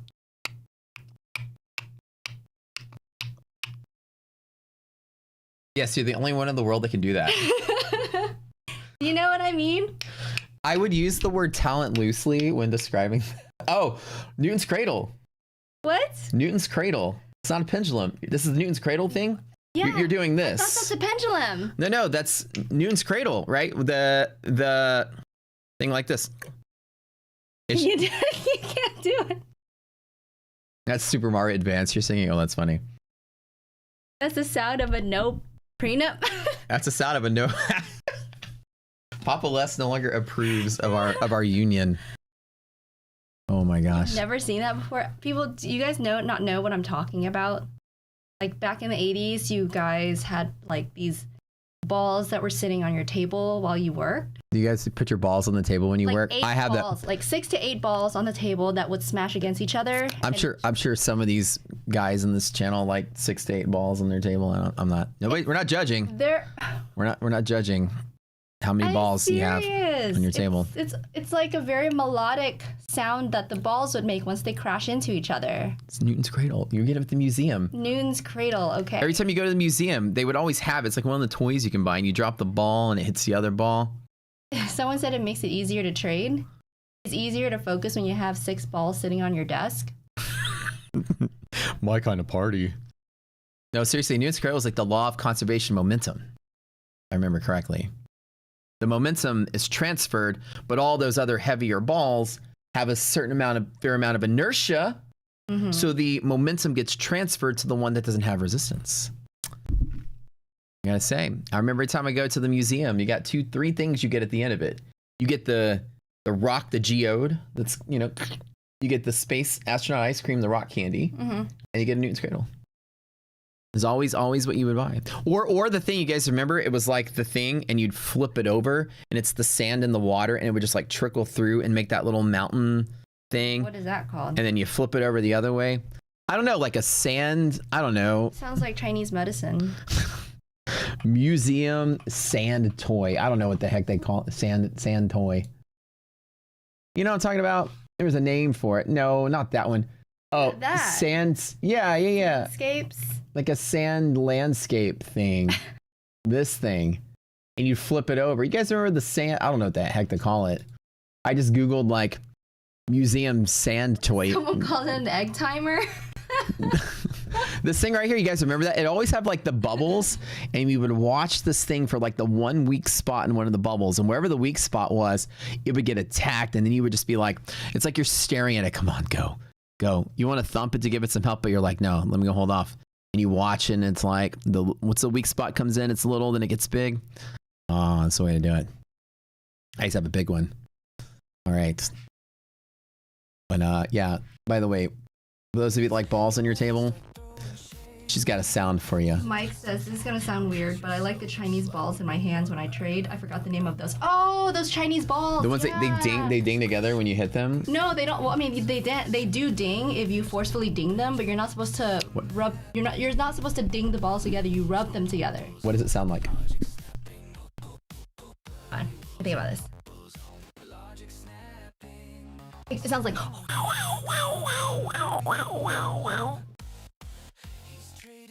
Was it like a whoosh sound? It does, because it rubs up against each other the whole time, all 180 circumference. 360 circumference, what the hell? Bow ding balls. Stress balls, Benwood balls. Yeah, you just like... Ligma balls. You do this, and then it like... Dragon D's. Goes in a circle. Dragon D's nuts. Well, yeah, y'all are very much slacking on your D's balls. What happened, you guys? By this time, there should be at least like 10 D's nuts jokes. What happened? The magnetic, they're not actually slacking. Magnetic either. They're just metal balls, or they could be made out of marble. in Vietnam, they sell it on like a mountain of balls. Like they stack them up.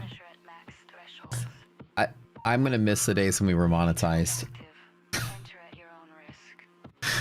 No, don't worry. If push comes to shove, we just move over to Kick. Y'all's algorithm is gonna start feeding you videos of balls at this point. Kick won't ban me for fondling balls.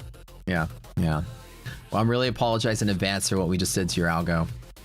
You know, like that one time, you're like, I'm sitting there like laying down, and it's like you go by and it's like, oh, here's a cute frog video, and then you fall asleep and watch it 40 times. The algo's like, oh, we noticed you watched that frog video one time 40 times. Here's an endless supply of more frog videos, and then you're screwed for a couple weeks. Yeah. It's not what you think. For everybody who just walked through this stream, it is not what you think. Who remembers the game Super Monkey Ball? I remember Super Monkey Ball. What is that? Oh, it's like you're a monkey in a ball and you just like run an obstacle course. Oh, do you not bump into each other? Yeah, that's the point. That's like the whole point of the game. Are you in like a bubble suit? Is Yeah, that what it is? it's like Mario Kart, but with monkeys and balls. Like Rocket League? No. Oh, I've seen this. Like racing. Oh. Like racing. Like Super Monkey Ball's like this. What the LSD? Like, Yeah. how do you come up with this stuff? It's like literally you're racing in a monkey ball suit, a monkey in a ball suit. They were pretty like cute little monkeys. It's a pretty cool game. They had a bunch of them. They came out like the Wii had one. I think the Super Nintendo had one. Heard of Achilles' heel, but have you heard of Bofadi's nuts? Bofadi's. What are Bofadi's? Bofadi's. Bofadi's nuts. Bofadi's, because they can't trick you if you make it sound like a Greek god. No, Bofadi's sounds like a Greek god. So now it's become required that we have the 10 o'clock to 10:15 IDOC hour. You have to come on stream every day. Ooh, Brad, I love you so much, man. Brad comes in the middle of his meeting to hook us up with the good stuff. Oh, this is the absolute best song. Wait, are we going to? Are we? No. Tucking in? No. Tucking out? No, this is the good song. That's not. I mean, the other one's a good song. This is the good song for like pump up. Still do it anyway. Inspiration. This isn't bedtime song. Blew it again. I ain't say a word. Thank you, Brad. Number like, nah, that's absurd. Knew what I did, yeah, I knew what it cost. Knew I regretted the second it's lost. No one to blame. I kind of feel like now I know the setting is not set up for a short. I kind of still want to attempt it, but I'm not doing it yet. All right, it's giveaway time, you guys. We'll have to do the first one a little bit. Don't forget to hit the like button. We get to 500. I'll smash the giveaway for you guys. They say you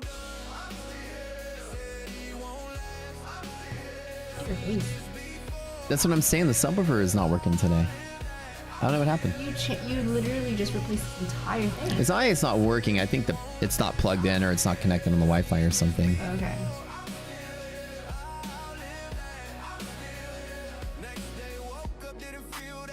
That's what I'm telling you. It's weird. It's off today. Yeah. Where can I find monkey balls? You can get a whoosh, fam. You want a whooshy whoosh to the upside? Can I draw it? I got you, bro.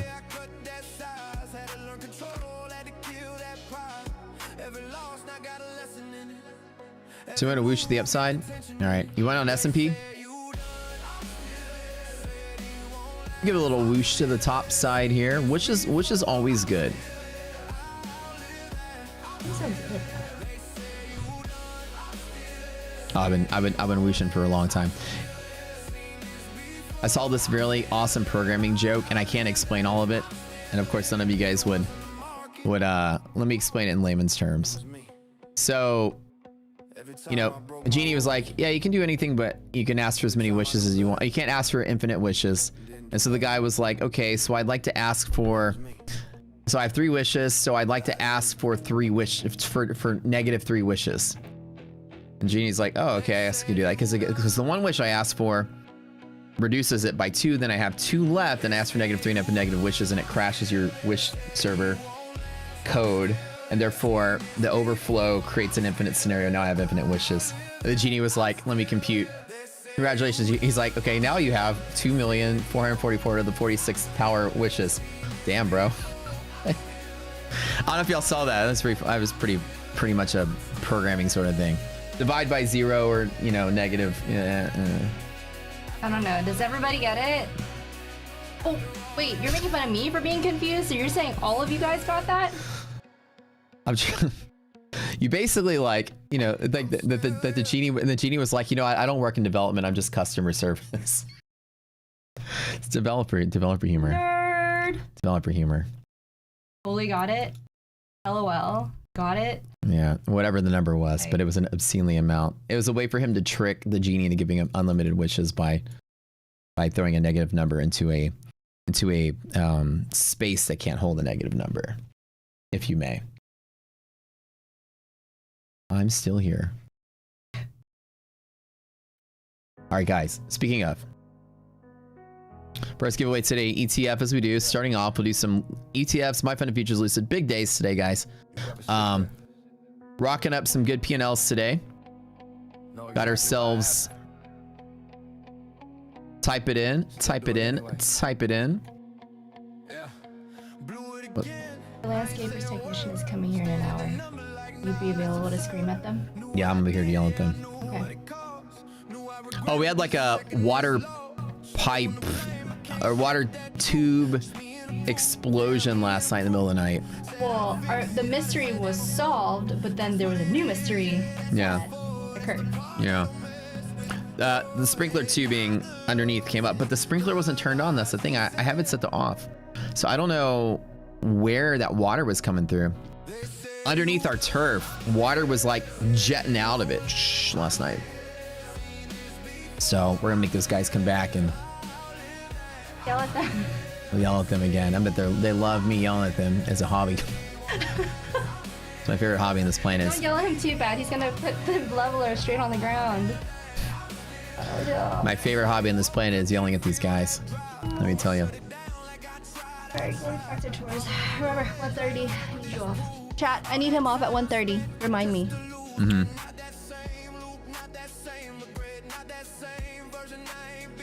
Somebody said, I should have a clock on your screen so we can validate if we're on delay or looking back in video to line up the charts. Here we go. I don't know which elementary school you went to, but there's a clock on the screen.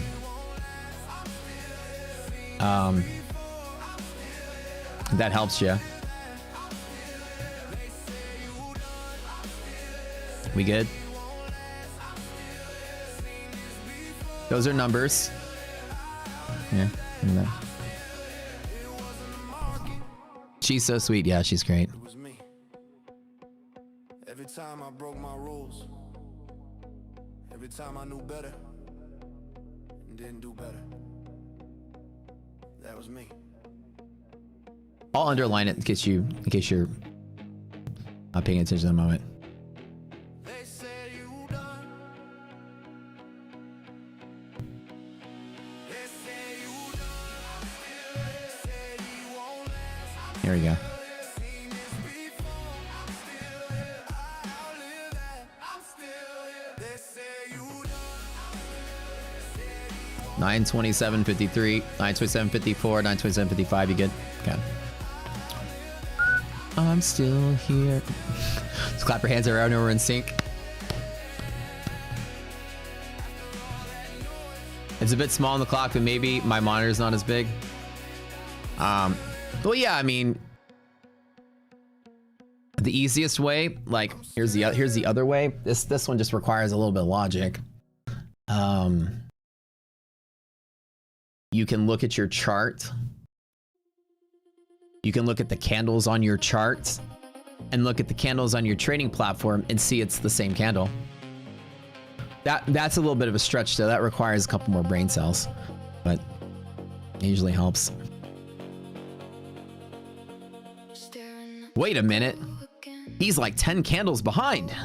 What's on earth? What's the angle of the sun right now? You know, I found out that they actually figured out the radius of the Earth by using some some. I was watching a video last night. They were talking about that you could stand. They were standing on top of like a mountain, and they can measure like the angle of like basically the angle of incidence towards the Earth, and they use all kind of stuff and determine the radius of the Earth from that by how tall they're on the mountain. That's fantastic. How the ancient civilizations figured out how to do that, no idea.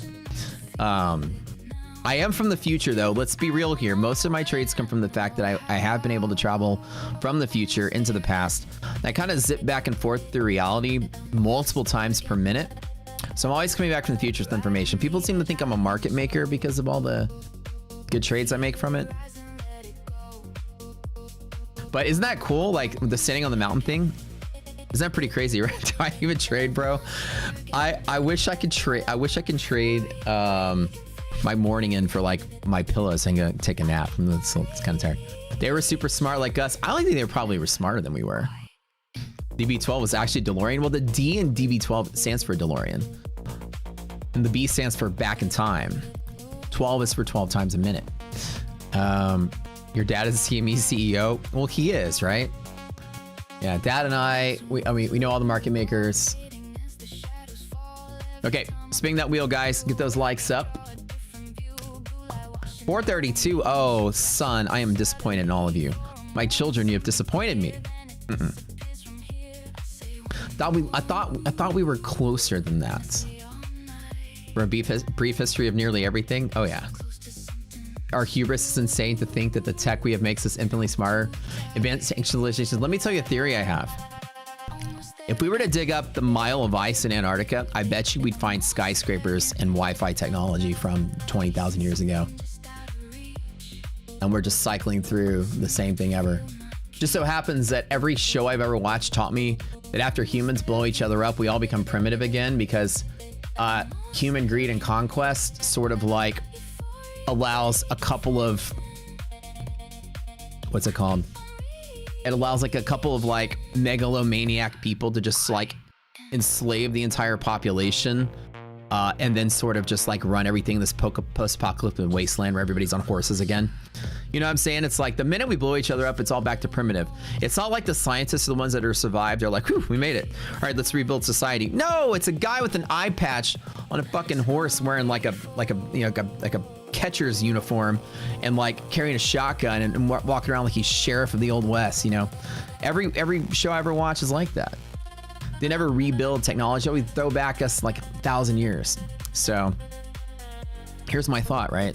Back in the day, beautiful civilization, right? We know how in space, everything with momentum, with an uneven axis, the tennis racket theory, right? If you spin it, if you can do it with your phone. If you take your phone and try to flip it, the phone will always rotate mid-flip. There's this uneven sort of, I forgot what it's called, but there's an axis. When you have three different sort of spinning axis, it'll always rotate when you spin it. So the Earth being sort of uneven, like every once in a while, will just flip, like flips, right? That's what they say. But I don't think that's too, but also the magnetic poles will shift. And so where Antarctica is, it used to kind of be in the equator. So that's where civilization came from. And then the Earth froze over, and then we lost everything. I bet you they had Wi-Fi, and I bet you they had Instagram 20,000 years ago, but it was called something different. And then we just forgot everything. And it froze over. There's a Veritasium video on this. I'm probably pulling that from my memory of watching that at some point. There's a famous sort of like, I can't remember the name of what happens, but yeah. Type in ETF. First one we're doing. When we see the satellites though, I saw that one. Likes up 463 out of 1,100 people. No. Thumbs up. Click that thumbs up button, guys. Click it. Let's get the 500.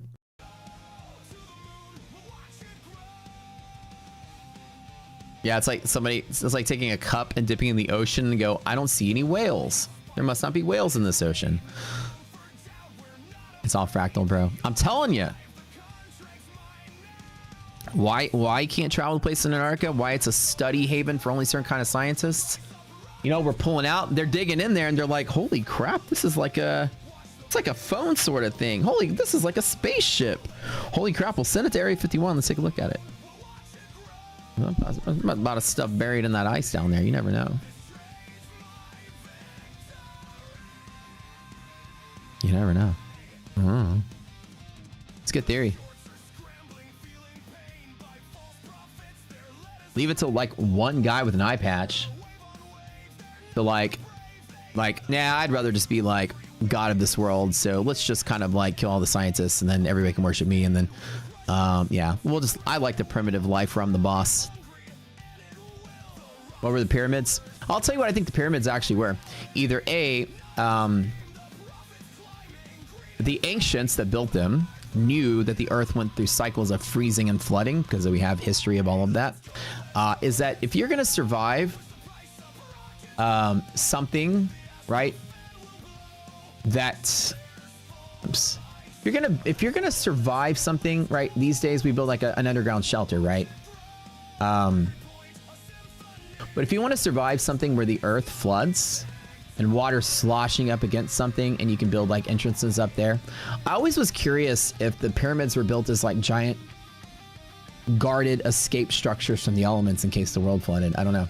I thought that'd be kind of a good explanation. A nice, strong pyramidal shape can survive, you know, hundreds of years of dozens of years of being underwater. But also another theory I read was that the pyramids were actually just built as giant statues. They actually were covered. So if you have pyramids, by the way, hit the like button, everybody. That the pyramids actually were built with a conductive layer of dolomite stone underneath the actual limestone on the surface. So it was like insulated and conductive together. So when you have insulated layer on top of a conductive layer, you made a wire. And the tip was made out of conductive metal, gold, which is a very good conductor. We put that in all of our circuits and stuff. Well, a little bit of movement here. Let me guess. We've decided to talk to Iran about something. Let's see what's going on. And I got no trades on the table right now. Let me guess. We're talking about talking. Hold on one second. Let me find it. Who's talking to make a talk? So here's a fun theory. They all had gold tips, baby. Just the tip. Hold on one second. Give me a second here. I gotta. Just the tip. All right. So here's the theory. They found a duplicate twin sphinxes underground. I'm telling you. Here's the theory. Here's a really good theory. See, underneath the pyramid, so you have a conductive material underneath an insulated material with a sort of like a sort of very conductive cap at the end of it. Okay, well, it looks like it's designed to conduct electricity. Underneath it, there's all of these sort of like, you know, sort of like porous areas. I don't know what you would call it. I'm not a geologist, but like the rock is sort of like empty, right? It's like these like channels of the rock underneath the ground. And the river, as the river rises and falls with the heat, the water level rises and falls against that rock, which creates static electricity. The static ionizes the air and creates ionized air that does connect to the bottom of the pyramids and goes inside of these conductive channels inside of the pyramids that they never could figure out what they were for. And when the people were inside of it, they said, this feels like some kind of machine. Well, if you create this ionized air that goes through this, it actually creates an ionized current that sort of ionizes the tip of this. And what they said was because of that, the pyramid would emit ball lightning around the edges of this, which basically meant the pyramids were designed to glow in the dark, to guide weary travelers to the city from across the desert in the middle of the night. My mind was blown and it makes perfect sense to me. And they used to be white because of the layer of rock on the outside that has been kind of eroded through the years. But I saw that somewhere a long time ago and it blew my mind that could have been a pyramid was a lighthouse that you can see from miles away. A bright glowing thing that would use the ionized air to create little zip zaps of ball lightning, which is zip zip zip zip zip zip. And that sort of layer of rock concentrated that charge at the tip. It's a lot of work just for that, though. I mean, what else are you gonna do back in the day? You lived in the desert. You kind of were bored. You got nothing better to do. Maybe they had giant robots that built it for them. We don't know what happened. We got to see what's buried under the ice. All right, guys. Do we get 500 likes? We got to do a giveaway real quick. 510. All right. You guys are my good graces. Let's spin the wheel. Isn't that crazy, though, right? Crazy story. Crazy story. You're from Egypt and you're telling these pyramids are absolutely fascinating. I know. What's even more fascinating is that there's a lot of that stuff that the Egyptians just found. They didn't build it. That's the even more mind-blowing thought, is that we think the Egyptians built the pyramids and built the Sphinx. We know they didn't build the Sphinx, but a lot of the pyramids we know they probably also found too. They saw the Sphinx and they were like, that lion head looks a little eroded. Let's go ahead and just carve Pharaoh's face into it. All right. Like what ancient Egypt is to us, the Sphinx was ancient to them. Imagine that. That's the most mind-blowing part of the whole story. They found that thing and they were like, fuck is this? I don't know, but let's it's been here for a very long time. Let's go ahead and just let's chisel out the Pharaoh's head here, and the lion head is all eroded away. Looks like years and years of water erosion and wind erosion. The base of the stone at the bottom of the Sphinx. People say it's wind erosion. I've heard theories that it looks like water erosion. So maybe the pyramids could have been tall structures, like escape shelters in case the world somehow flooded every 10,000 years and they had to get away from it. Congratulations, Wags Graham. Speaking of Graham, I'm a big fan of Graham Hancock. So I get a lot of the stuff from. I love watching these like ancient Civ theory, what happened before civilization videos. They built the pyramids. They dug up massive camps next to the pyramids. Manpower built the pyramids and 20,000 lives. And they had batteries and power tools. I've heard all the theories. There's a million thoughts on how they can do it. It's always good to imagine. Always good to imagine. Congratulations, Wags Graham Hancock. Talk about Area 51. I don't know if Area 51 was us just a place to test, sort of like I said, who knows what we found in Antarctica buried under the ice. That's where civilization probably was 100,000 years ago. You never know. And the Earth shifts around every once in a while. Who knows if we found one of our ancient airplanes and decided to test it in case we had to go to war with Nazi Germany or something. We had our own little test facility. It was an alien aircraft. We probably found something our ancestors built. Who knows? I play enough video games. My imagination runs wild with these things. Never know what it could be. It's implausible. All the technology we currently exist right now to be able to talk to the stars and talk to each other has only existed for like 80 years. Imagine what you can do in the billion years we've been here. You know what I'm saying? How quickly, once you spark something, civilizations advance. I mean, yeah, think about it. The universe is pretty damn old. How much we've grown in 80 years? There's got to be thousands of civilizations out there in this galaxy alone. All the basic building blocks of life are in abundance in almost at least one exoplanet and almost every single star in this entire galaxy. We found an exoplanet with abundance of oxygen, carbon, nitrogen, everything. Everything needed for life, it's got to be out there in abundance.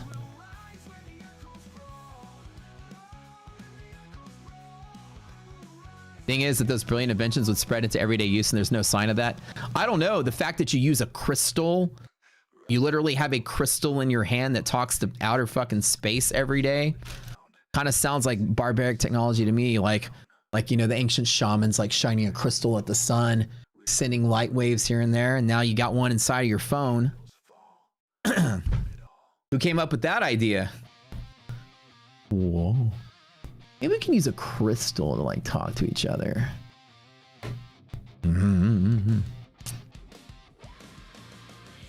All right, I'm still chilling. No tracing right now. The math says there should be millions of advanced civilizations close to us. Yeah, we can't see a single one. Well, think about it. The technology to be able to see or hear a certain one has only been around since about the 30s and 40s, right? So who knows if they've been talking to us for hundreds of thousands of years? We weren't able to hear it. Or cavemen couldn't hold like stones to their ears to be able to hear an alien radio signal coming from another galaxy.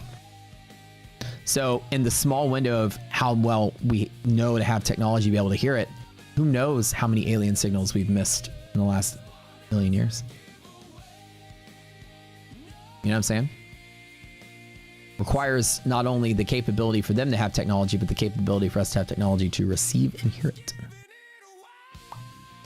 Science, baby. All right, we got one more giveaway to start going on here. My Fun and Future's next one. Congratulations. Let's get the likes up to 600, though. Even our galaxy, we should be able to see them. We should be able to now hear or start seeing things, but also remember,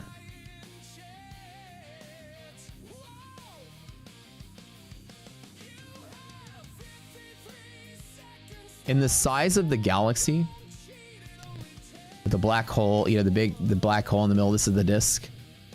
We're like here. We've only been able to actually see about that much of our galaxy. It's incredible how it's like 1% of 1% of the volume of stars we have mapped out in our own galaxy. It's crazy. I remember Neil deGrasse Tyson, one of his podcasts, I used to watch podcasts all the time, was talking about it. And he's trying to think of this giant, like 4-foot table, and he put a coin on the table. And he was like, a coin is about how much we've been able to observe in our galaxy on this giant table. So this is a vast wealth of it we've never even touched. So who knows? Remember, he said they did a calculation and said that there should be at least 100 civilizations in our galaxy. Maybe 1,000. I remember that. That's crazy, right? Who knows? Who knows where the aliens came from? Who knows?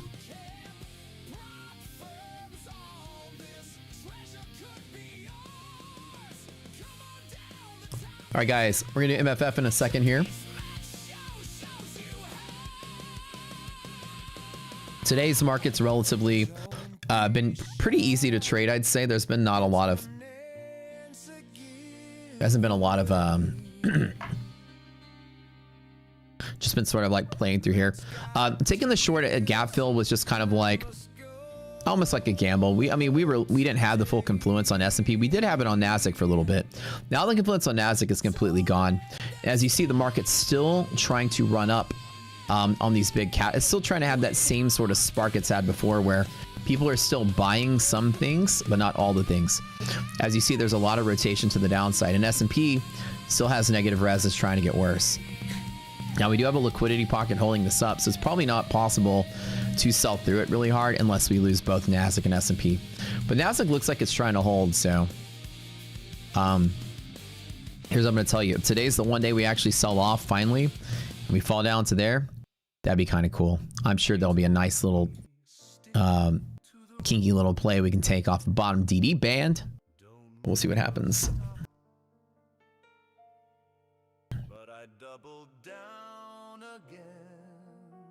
I double down again.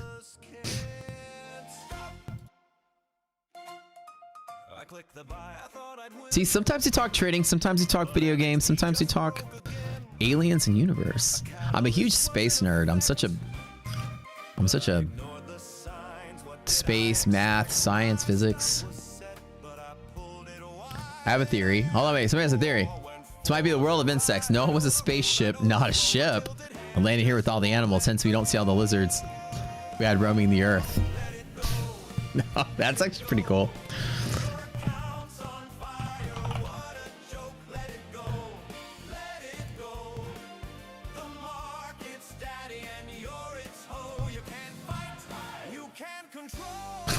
My favorite part about Noah's Ark story is how Noah took 2 male lions on the boat.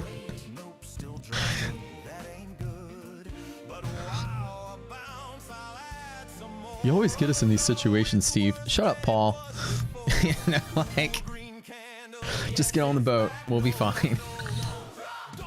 Apparently, yeah, apparently they figured out how to procreate at some point. I don't know. So I guess it settles the age-old debate. with the guy with the blue hair. The guy with the blue hair and the nose ring is like, I can't get pregnant as a man. I guess the Lions figured it out a long time ago. So, you know, like that two lions are arguing. Gosh, we could just be at home. Shut up, Steve. Just get on the boat. Whatever, Paul. Like, like we'll figure it out, bro. All right. Let it go. The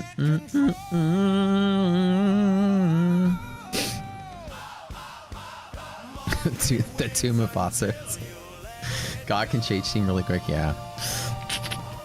No, I remember watching this debate on Twitter where they actually had a doctor, like one of those, you know, spectrum doctor. I don't know what they call them. But, you know, they help people with their transitions. A transition, that's the word I'm looking for. Doctors. And the guy, the congressman guy was like, so can men get pregnant? And she was like, dodging the question, like, you know, well, you know, it's an unfair question. He's like, it's not an unfair question. Can men get pregnant? She's like, it's not that simple. And I'm just like, what has happened to science? You're a doctor. Oh my God. Some of my clients would disagree with you. Some of my patients would disagree with you. He's like, ma'am, it's not about disagreeing. You're a doctor. You went to science school. Can men get pregnant? And I watched an hour of this woman dodging that question. Male seahorses can give birth, but oh my, that was the most painful thing I've ever seen. I remember that. It depends.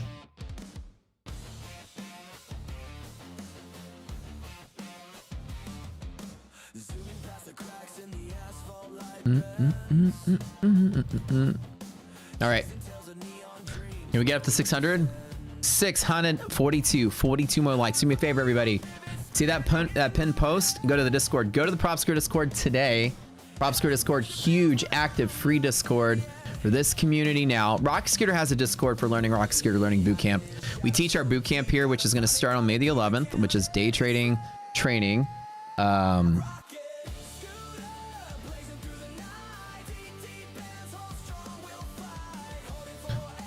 And that all goes in the Rock Scooter Discord. But you guys are doing prop trading and trading on everything about props. Chart setup in Discord. Yeah, so in that Discord, there's a trading channel. There's everything. You guys are welcome to make it your home. Come here every day, hang out, chat. It's very active. Like 2,000 people already joined in like the first week we had it open. Kind of nice.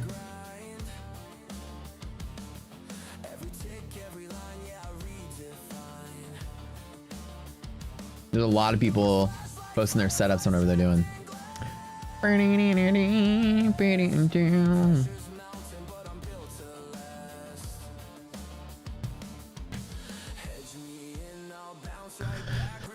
Live boot camp is at market close every day. What's crazy is that with the expansion of the universe, at some point we see absolutely almost nothing in the sky. Isn't that crazy? Super crazy.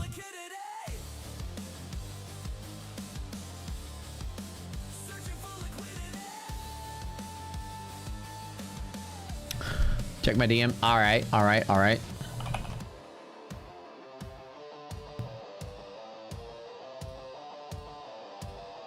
It's, what is it called? The inverse square law, right?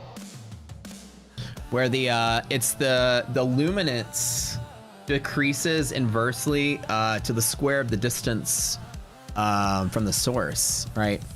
So at some point you just can't see. I mean, I'm sure the universe is bright as shit towards the edges. It's probably still on fire and still burning from the Big Bang and just scattering. It's just beyond the point at which the light can ever travel to us. And then it's so dim when we get it, we can't even detect it. We can't even detect what it's really like. All we can see is billions of years into the past. We don't know what it looks like now. It's crazy. You know what's funny?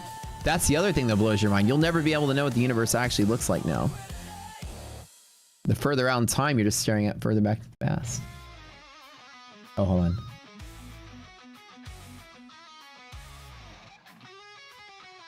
Oh, okay, do me a favor. Everybody in chat, before we do this giveaway from iPhone and Futures, do me a favor. Everyone go to the Discord really quick. I'm going to give you a link.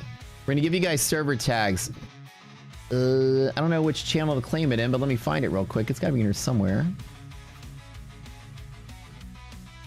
Yo, Kyle, how do they get their server tags? Let me know. How do they do it? Give me the instruction. Kyle, help!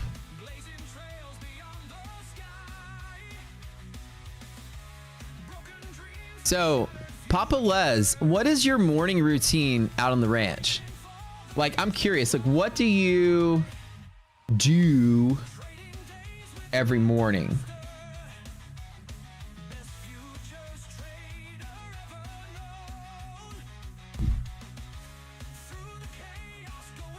Kyle, how do they claim their thing? How do they do it? Give me some instruction. Give me a channel. Give me a link. Give me something.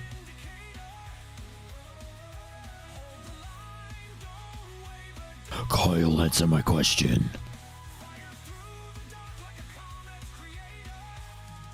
Get up at 5, stretch, make breakfast, market review. That's a traitor answer right there. YouTube winners. YouTube winners is a channel. Okay, go to the YouTube winners channel. All right. Hold on. YouTube winners. Well, no. No,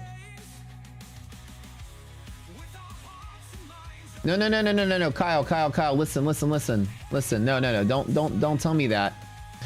Post it somewhere and give me a link to the post, and then I can post the post here and tell everybody to go read what you wrote.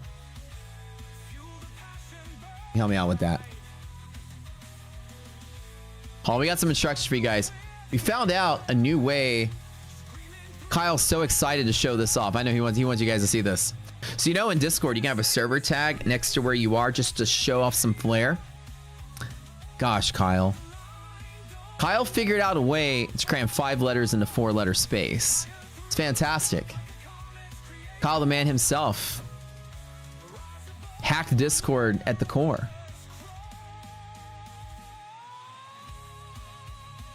We're trying to tell everybody how to get the server tag for Arena.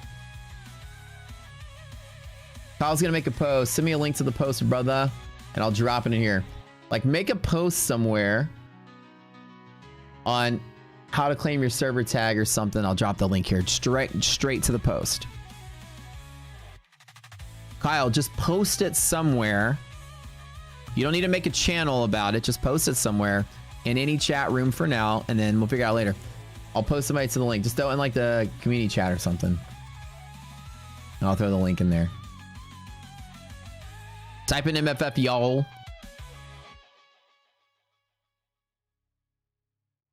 Here's how to claim your new server tag, guys. Everybody go here really quick. Thank you, brother.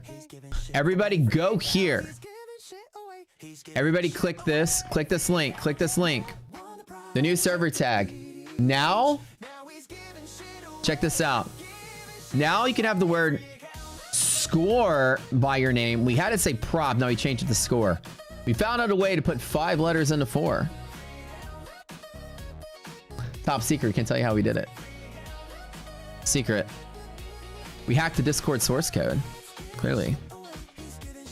We injected a patch. They didn't even know about it. It only allows us to do it.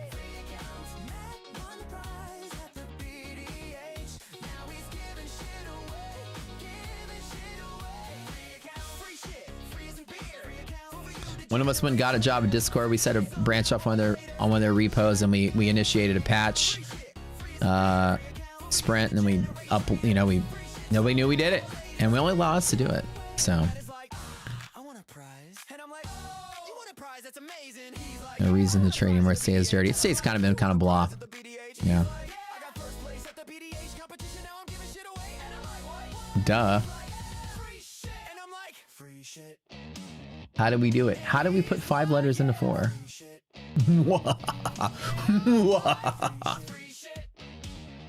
All right, guys, time to give out some free shit. Let me get 600 likes. 593. Oh, 7 more people. There's 7 people holding up the line. Still waiting. You like the RS tag, though? You don't have to get rid of the RS tag. You keep the RS tag if you want. Now we have 2 tags. Wait, on Wednesdays, I get a bikini wax in case I decide to become a streamer? Is that the new requirement, that you have to be, like, like baby seal down there, just like completely hairless.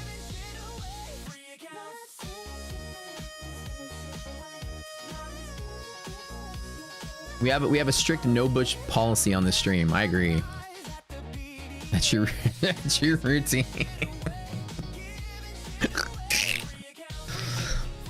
Ready for the market. Let's go. Naked mole rat. All right, we have 600. Let's go. All right. Trimming the bush makes the tree look bigger. This is true. This is true. This is true. If I get a Bikini Wax live, you'll drop your gaming group Discord tag and switch to score. All right. All right. Incoming. I gotta let it grow out first. Give me some time. You can't wax it if it's not there.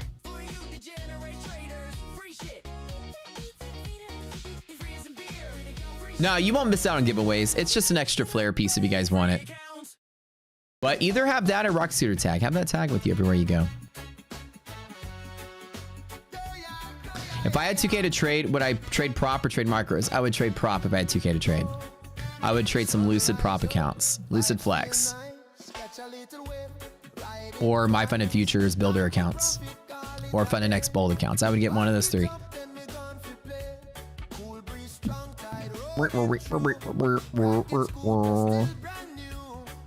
On Tuesday night, you go to the gaudiest jewelry store so you can be like a dude with initials BS who blocked you.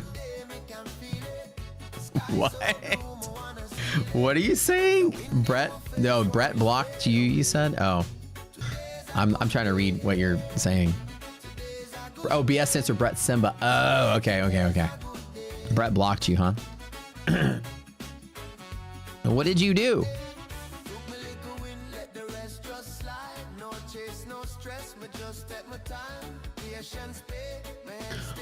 You got yours? Cool. So don't forget, guys, whenever you guys are out there using your prop codes, don't forget to use score code, because we're just our loyalty program. We're keeping tabs now. Whenever you start buying on score, when we release the loyalty program, which will come out at launch, you'll be able to claim all kind of rewards points, which could end up being free boot camp, free rocket scooter, free lifetime, and basically like maybe about every 10 or so accounts you buy, you should be able to get one for free, something like that. We haven't done all the math yet, but think of it like a punch card. You'll be able to get extra accounts for buying them. So honestly, loyalty program, other people have them, which is the reason to have one. If I had my way, prop account groups wouldn't have loyalty programs as a standard, but if it's allowed and other people have it, it forces you to do it. I think it's kind of cool. I would like to give out loyalty stuff for like Rocket Scooter, and trading accounts are just something that other people do. It kind of forces our hand to do it. No, buy the accounts now. When the loyalty program comes out, you'll be able to upload all your history of that, and then it counts. So using code SCORE now is already going to count towards the loyalty program. So you'll be able to like save up and get lifetime Rocket Scooter. It's like when you go to Dave & Buster's. You didn't claim the winner that time? You go to Dave & Buster's and there's like the PS5 sitting at the top. And you're like, ooh, PlayStation 5, 196,000 tickets. How many did I get today for the $100? 85. I got a while to go. I better save up. Free accounts on payout. Yeah, all of that. We're gonna do all of it. That's correct. We're gonna do the standard loyalty program that pretty much everyone kind of does, because we have to. Rocket Scooter, ski mask, all of it. All of it. Brain Benders Bites. Cool story, bro. You never ever win? Les, you win every day. You win our hearts every day. You win our minds. You win our love. You win our laughs. Congratulations to Brain Bender. All right, we got one more giveaway, like a little bit. We do it at 10:30, so 30 more minutes now. We're just chilling now. Market's still showing a little bit of downward pressure, but resiliences aren't necessarily negative. So I'm curious how this plays out today. The market's been trying to sell all day. And this is the first day, I think, in the last 3 weeks.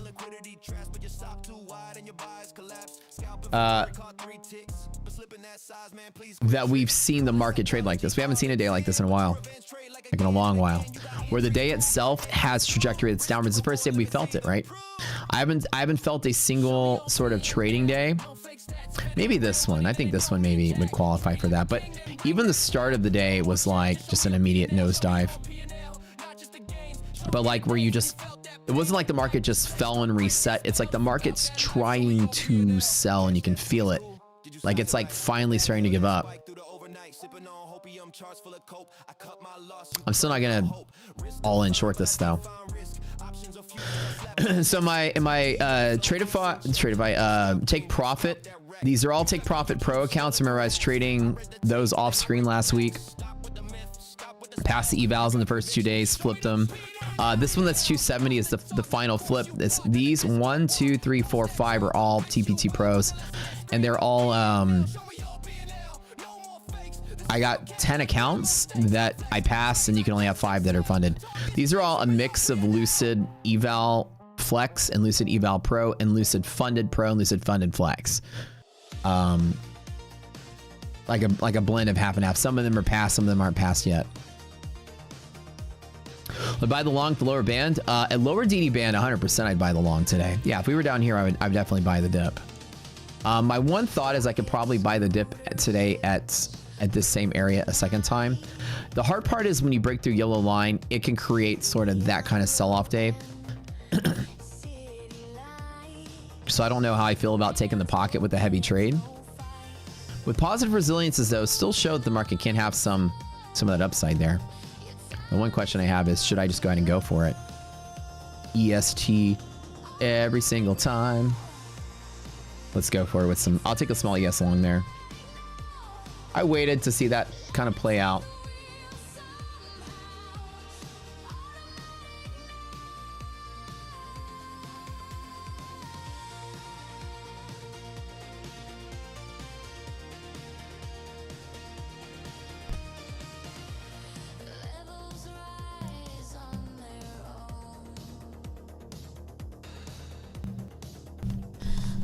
Why not? Just have a little small trade here with 2.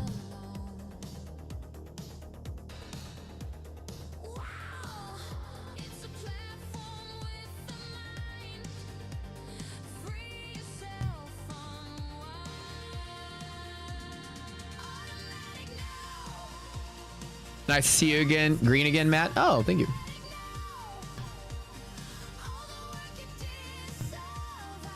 Just taking it easy.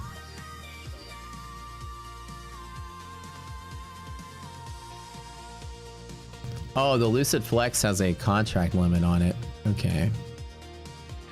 That's another thing that the Lucid Flex is good, but also you can't just like indefinitely scale them with like a million sort of contracts, you know. You actually kind of have to trade them with very light position. But that's kind of neat. It keeps it small, keeps it light. Not really like super duper long. From here on S&P, just the fact that it, you know, keeps pulling back with positive res, and we're at the bull zone, and I'll just try it with like one account. See if I can get anything good out of it.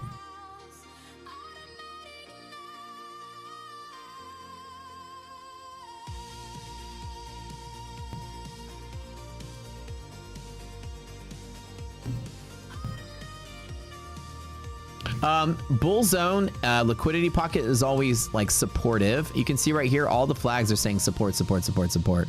So the bet is that we don't crash through this and die out today. Basically that's the trade idea.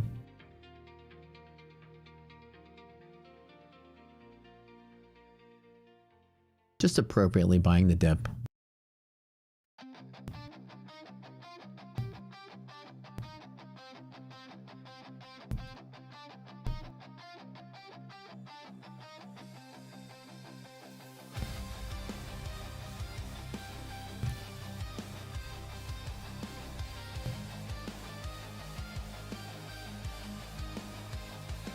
But who knows, right? Like we had some random news come out of nowhere. Market's gonna just fly up, fly down. Use a PropScore website. It's not good. Wait, you use the PropScore website. It's not good for now. Idea is good, but too hard to understand with comparison between the accounts. What do you mean? You want a tutorial real quick? We're still in our beta, so we're still getting everything built out. Oops. It's pretty straightforward, but a tutorial is helpful. Okay, click on firms. It goes to firms. Down here at firms, we're gonna have an explanation video when we actually do launch. It kind of goes over what you do. There's a slight bit of learning curve, but because there's customization, just in general, you can sort by accounts or by firms, right? And so by account, it just lists every account that we have in our site. Firm, it lists every firm we have in our site, and it ranks their best account next to them, just to show which firm is better. You can actually sort by which one's the simplest, which one has the best ROI, which one has the best drawdown per price. So MFF is over. We're gonna do one more giveaway, but not MFF, so stop typing for a minute. And the highest reviews. You can also sort by what kind of drawdown that you want. Trailing drawdown, static drawdown, end of the day drawdown. So without doing anything else, you might say, all right, I want to compare a Lucid account, Lucid Pro 50K, add to compare with MFF. So My Funded Futures, Rapid 50K, add to compare, and then try a bunch of them. Then you go to compare at the top, and then you click it, and then compare the accounts. And then side by side, it shows you the stats. The payout and split, the daily loss limit, the consistency rule, and it's all by itself. Yeah, some animation on what to do. Yeah, sure. But this is basically how you do a comparison. You can do the scores next to each other, right? These tooltips will give you more information once we're done with everything. And the AI that does the pros and cons list, we're still working on getting that fully optimized. It's good, but it's gonna have more description as well. So great, good, like the simplicity is okay. My Funded Futures is a little more easy. Lucid has slightly better reviews. My Funded Futures has a slightly higher ROI, and you can just see which one's better side by side, like that. Max payout until move to live soldier. Yes, there is. So we have 3 different models. Now a little bit more detailed is if you go to here, you can actually sort by different models. If you unclick the default model, and now you can change to which model you want. Minimum first payout is the first payout you can take. Like you can, the first point of payout, and you immediately take it and you're done. That's what min first payout is. Example is if somebody says you need to make 100 grand, but you can take out a payout anywhere from 2100 at the buffer, then your min first payout is that buffer payout. So like if you're like, I just want the quickest payout I can get, or you have an uncapped payout and you want to see what you can get at minimum, this is the minimum. No, TPT is the undisputed god of minimum payout. You can take $4,500 in these 150K accounts in your first day. It's at 50% split. So TPT 150K Pro is the best account for the minimum payout you can get, 100%. Expected payout is your best trading day. You max out perfect trading stats, max you can make in a day. So when you do that, the My Funded Futures Rapid 25 is the best, and the TPT 25K is the best. Best you can do in a day. Where does it say what the minimum payout is? You'll have to just go to the firm site and know what the minimum payout is. You know, like our job, like as you're asking, Charlie, what most of these comparison sites out there do is they regurgitate the prop firm stuff to you. Like, what a useless waste of time. Our job is not to like regurgitate everything just as it is. Our job is to score the firms on what they are. You can usually, if you want to know more information about it, you can go to the firm itself. You can go to the account and get the information there. The minimum first payout is not something that is published anywhere on the site though. It's in the back end. So probably would be nice if we set that minimum first payout model that we actually, but see, some of the firms wouldn't have, it wouldn't be straightforward either. That's the whole reason it's not on there. Some firms can say like, you can take no minimum payout. You can take up to $1. So it would look weird if you said the payout was $1, right? We have to think of a way to display it, but we don't. This is just the stated expected firm's payout, what they talk about. So min is going to rescore them based on the minimum takeaway. The expected is going to rescore them based on the best state. And the max you can take before going live is here. Max monthly payouts. The max you can make in a month capped by either live, by the month's boundaries, or total payouts or payout cycles. So example, on the end of the day drawdown prop score, all the firms, Tradeify is the highest max monthly payout according to this. 100K select. Apparently you can make the most. Top Step ranks very highly there as well. Even Phidias ranks really high. Now they all rank really high, but for some reason there's just more value here than all of them. So you can kind of see like, you know, and of course max monthly payout is only reserved for like if you're like one of the best traders out there. If you're just looking to get your first payout, the expected is sort of what you want to do. And if you want to further fine tune it, you can actually give it your own failure rate. You can fail 5 accounts before you pass, and you fail 2 fundeds for you to get a payout, and you like to trade 1.5 to 1 trades, and your win rate is 60%, you trade 1.5 to 1. What's the best trailing drawdown that meets those stats? Trade day. So that's basically what all you do now is you can find out which firm is the simplest for your stats, which one has the best ROI for your stats, which type of account you care, what kind of drawdown type, and then find out what the best ranked as the category is. Thoughts on Blue Sky 200K? Well, yeah, so like we have Blue Sky in here, right? You can go Blue Sky. We can go to Blue Sky. We can load it up. We can go to accounts and see where Blue Sky is strong and or weak. It looks like in general, Blue Sky ranks fairly well, right? All their prop scores are at least a 9, which means great. And the shining points of those is that you have a very quick path to payout and a very simple account with a fairly average to good ROI and account size. So when you look at all of this, you can say, okay, Blue Sky is actually pretty decent. When they're all yellow and green, it's really good. No reviews yet on the site, but yeah, Blue Sky actually comes in actually pretty good. One of the best ranked out there. How do you feel about My Funded Futures Rapid accounts? The Rapid account 25K is the highest ranked prop account in all prop accounts that exist right now. My Funded Futures Rapid is the best account of the thousands that are out there. This one right here. This is the highest ranked account in all of prop score. The Rapid 25K.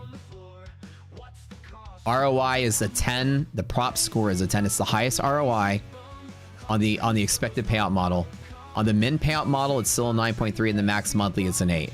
So on the shorter term expected payout, it's the best bang for your buck that you can spend money on. That's it. So did that help you guys understand how to navigate prop score and do Apex? Okay.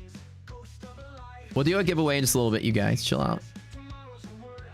A little demo here. Apex, right? You can go here and...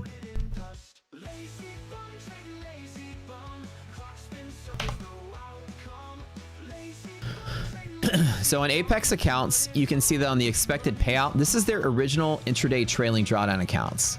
And these are ranked pretty decent in their own category. They're only ranked with the category that they're in.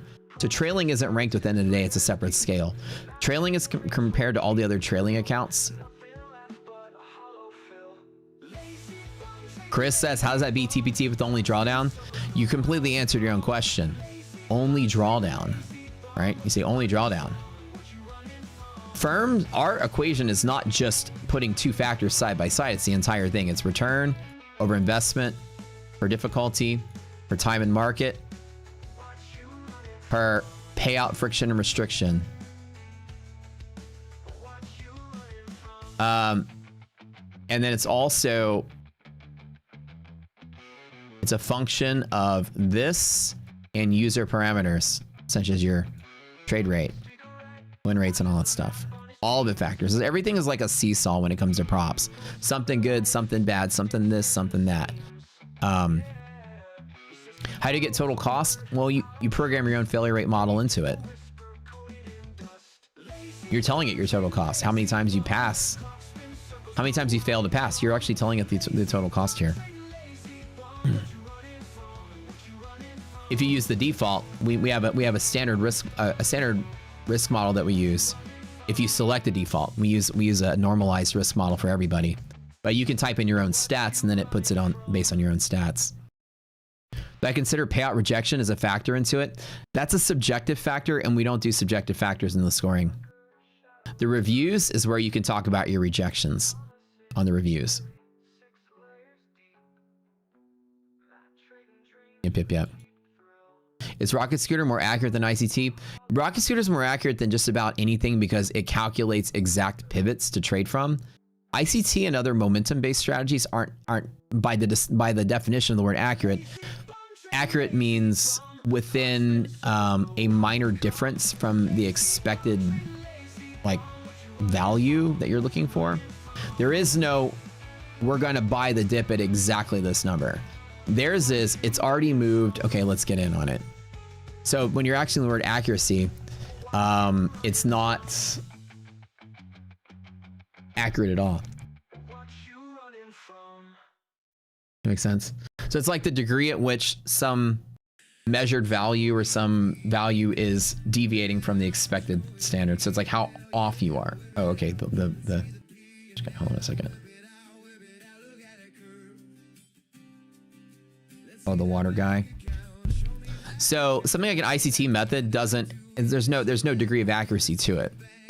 It's very much like, so an accurate would be like, you can say, I'm buying at this exact number to the penny. So that's an accurate statement. And that I'm able to execute exactly the number. ICT is kind of like, if I break out through here and fall to some degree and I don't touch that, there's a gap, let me long. But you don't, until it happens, you don't have an exact number at which you're going to execute on. So not only is it not accurate, as it's not as repeatable, it's not even precise either. So doesn't mean it's bad, it just means that on the state of your question, it's not accurate. As accurate as Rocket Scooter would be. Ours is like, here's the level, and then we buy or sell here based on the confluence. Question. Okay, Apex, last one before I gotta go. I think the guy is here, so I gotta go downstairs for a minute. And then we'll come back and do one more giveaway, my friends.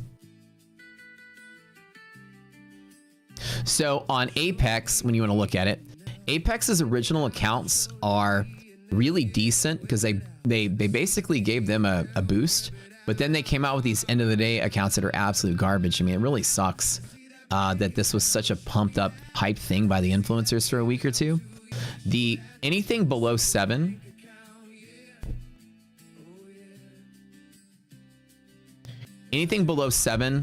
is considered save your money. Anything below 8 is below average. Anything below 7 is save your money. Anything below 6 is we say needs improvement, but that's shorthand for you're getting scammed. Compared to its neighbors. So the end of the day drawdowns are absolutely like, anything less than 6, don't touch. It's red for a reason. But their intradays are still pretty good. They have no redeeming qualities on the end of the days. The best redeeming quality is the price per time in market. It's absolutely average. Actually, I don't know if I like this trade. I think we are selling off the liquidity pocket. Hold on.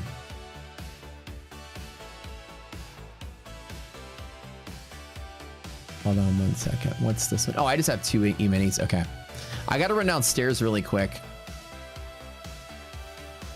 But that's, but basically you can come in through and see the actual values of this. And so the cost is total all-in cost based on your failure rate.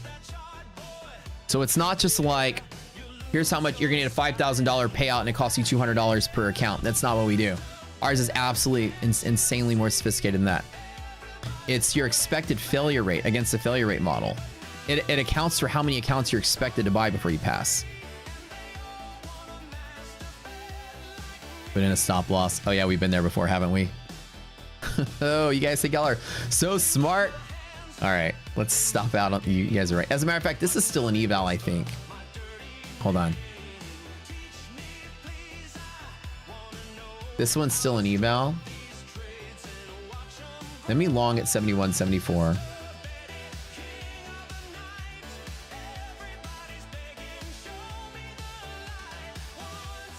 I'm gonna let this one bust. It's just an eval.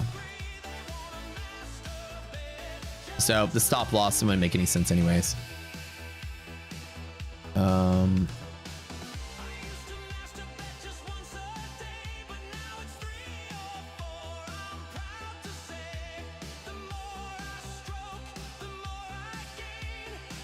All right, I gotta run. I'll be back in like 5 minutes. I gotta explain to the guy what's going on.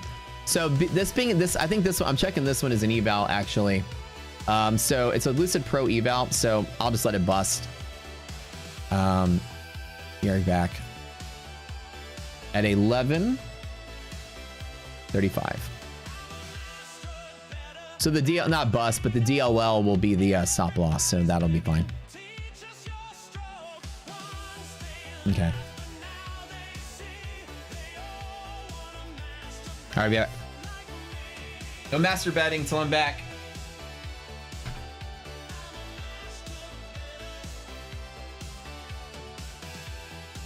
Give me some bacon.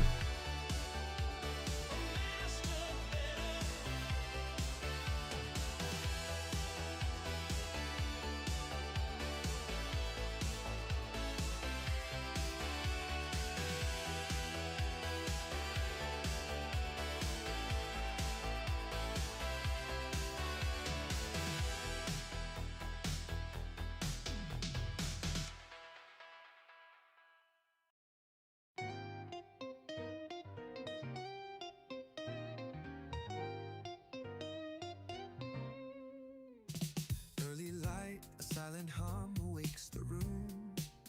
Got my screen glowing low, pushing back the morning gloom. Futures dancing softly, a gentle restless tide.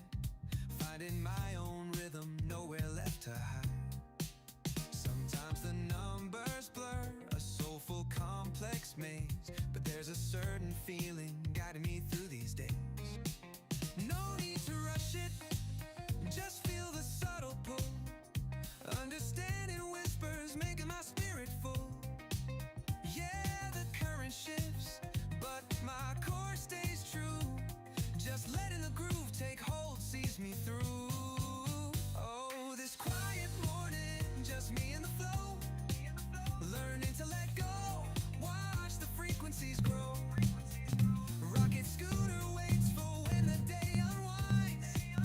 Dill pickle comfort for these restless minds. Yeah, I'm just living it, feeling the unique design.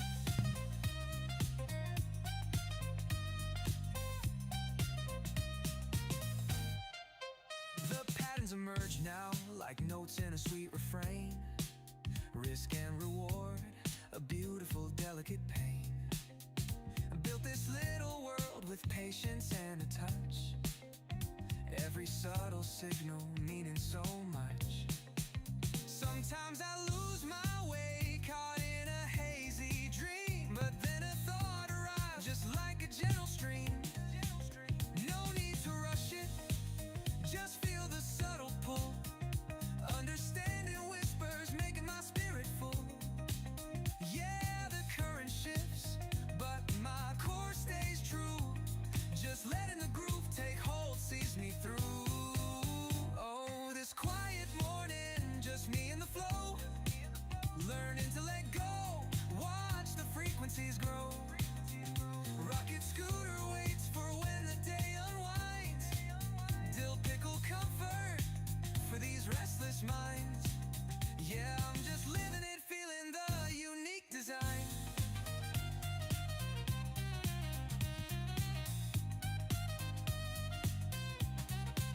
Some call it luck, some call it just a game they play. But it's finding the quiet truth, whispering my own name.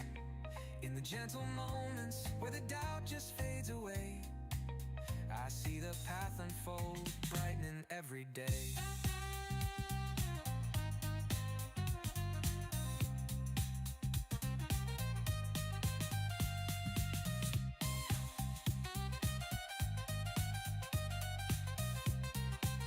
Oh, this quiet morning, just me and the flow. Learning to let go, watch the frequencies grow. Rocket scooter waits for when the day unwinds. Dill pickle comfort for these restless minds. Yeah, I'm just living it, feeling the unique design. Just a rhythm, you know, fading out slow.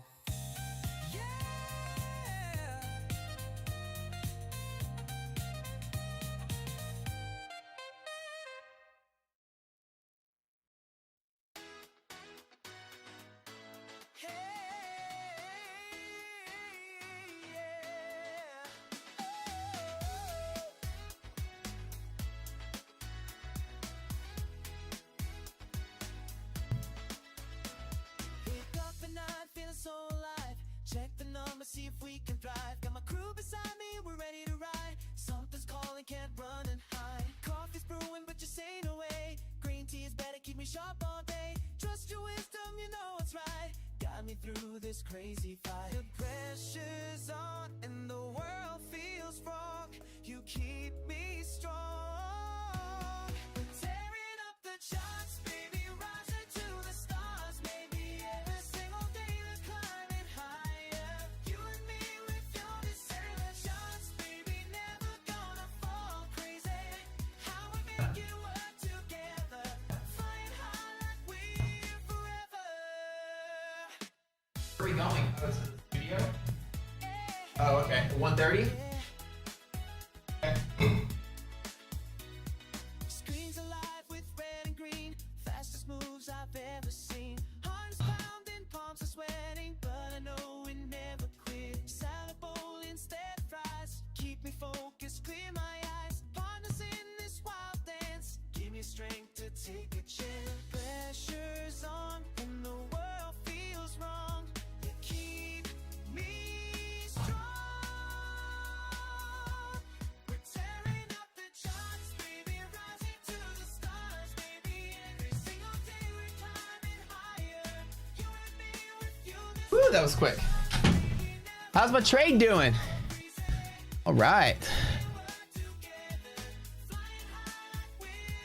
How we doing? That's good.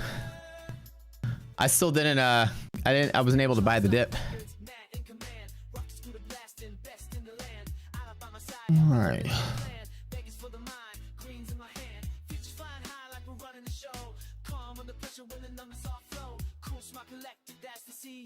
Day trader legends, everybody knows. Late night sessions, early morning grind. Yeah, yeah, yeah. Healthy choices, peace of mind. Gonna make it built from the mud. Looking solid here. Pretty decent. So my TPT pros have made about 20K today, which is good. This Lucid, I can't even, I have to trace them one at a time which one's fun and which one's not. I think two or three of these are fun and 2 or 3 of these are eval, somewhere in there.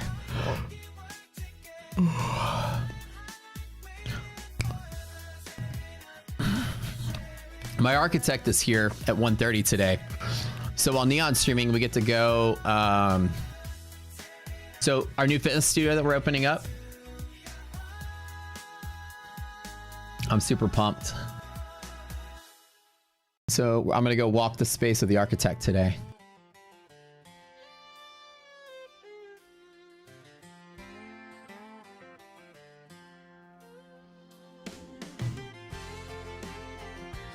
This is iDoc and my new project here. We got this space in Houston, kind of in the Montrose area. And this is us walking it. It used to be a grocery store, by the way. What's time for this trade? Just to hold it for gap fill in case we hold. If resilience stays positive, then the trade has potential to trade above yesterday's close. That's it.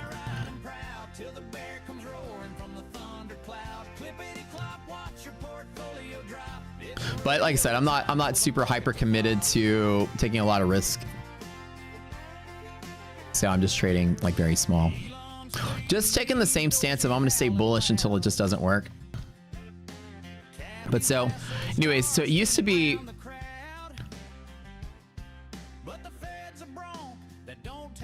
F is what funded. Yeah, I actually found that. So F is what's funded and E is eval for Lucid. Yeah. So this used to be like a grocery store. See how it has the sliding doors here?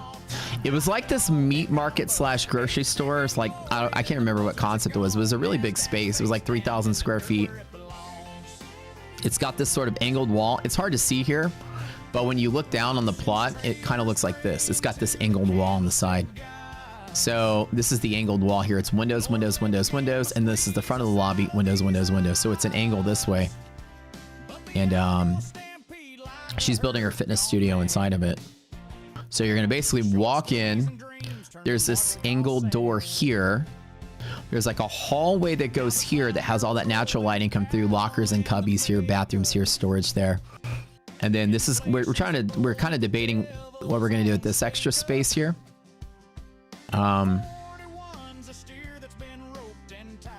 Yeah, so this is it. I actually designed this, so I had a little bit of hobbyist architecture myself. The blueprint. I actually drew this in Microsoft Paint. This was her idea to put the door at an angle. My original design had like a door here, then she's like, we should put the door at an angle, and that completely changed the whole lobby layout. The angled door is sick looking. Like here, look at this. Pretty nice, right? I give you some credit for the door. That was your idea. So, pretty nice looking lobby. She got a selfie mirror right there, so all the people can go in there and take their selfie photos. I love this. Now it doesn't simulate the natural lighting, but the little hallway that walks down the side, that was my use of using that angled wall there to preserve the natural lighting and also to have that serve a purpose where you had the lockers out of the way. So the goal that I had with the design was people walk into the studio, do their thing, and then they leave the studio by the bathrooms. People aren't taking a shit where you're trying to enjoy the front of the lobby, and then sweaty people are getting their, going to the bathroom, cleaning up, getting their stuff, and then leaving. So people move in a circle this way. What I hate about fitness studios is when you walk in, you're trying to enter a class, you're like standing there and all the sweaty people are coming out next to you on the way out, and you swap through the same door. So my idea was to create a circular path. And yeah, so I'm gonna go walk this to the architect later today. Super exciting about it. Super excited about it. So change rooms are too small for 14 users. Merge the hallway. There you go. Oh, I thought you meant put all 14 people in at the same time. It's pretty common for this style of fitness studio to have basically 2 bathrooms. That's the standard, and usually there's never a line because not everybody's using it.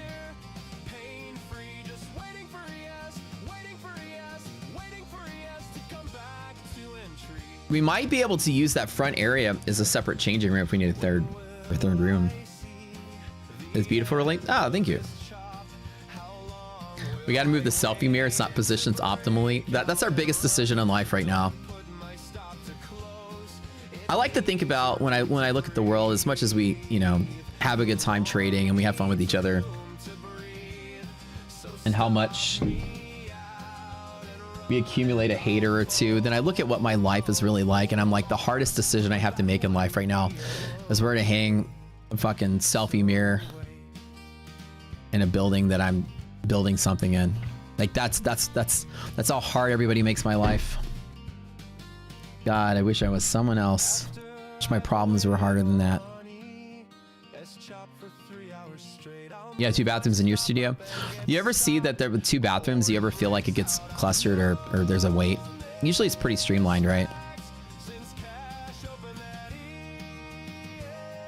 We'll trade you then. I feel like my life is so hard because of the haters, man. Like I don't know what I'm gonna do. What are you doing today at 1:30? I don't know. I'm gonna go drink a beer and go hang a selfie mirror somewhere. The selfie mirror I think is a great idea because that's her idea too. And so you think, like everybody's gonna always be like, check me out when I'm working, right? You have like a nice little mirror. It's gonna be angled correctly so that behind you there's nobody standing behind you or sitting behind you. You just get a nice little Instagrammable selfie. Color scheme is too dark. Yeah, that's not the full color scheme. I think that she hasn't really decided the accent colors or anything yet. That's just the initial chosen design by the architect and designer. It also looks a little dark because it's actually simulating, it's actually, it looks like it's simulating nighttime because it doesn't show any lighting coming from the windows. It's going to be extremely bright, but the inside is going to be a mix of like wood, white, and black, and like probably concrete gray. But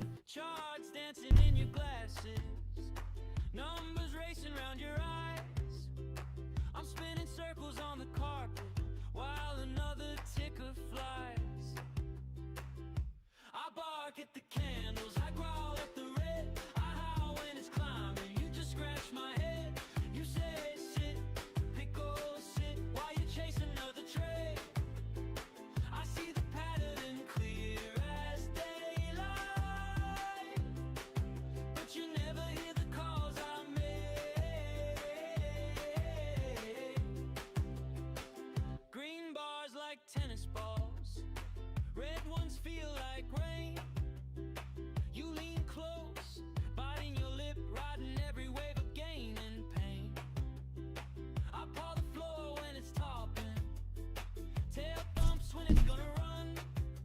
But yeah,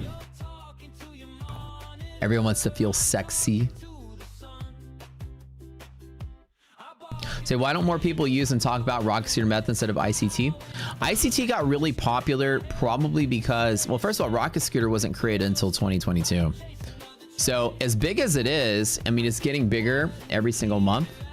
But as much as like when the internet took off and like influencer took off around COVID time, ICT was the easiest thing to like basically regurgitate for like an average beginner user to understand.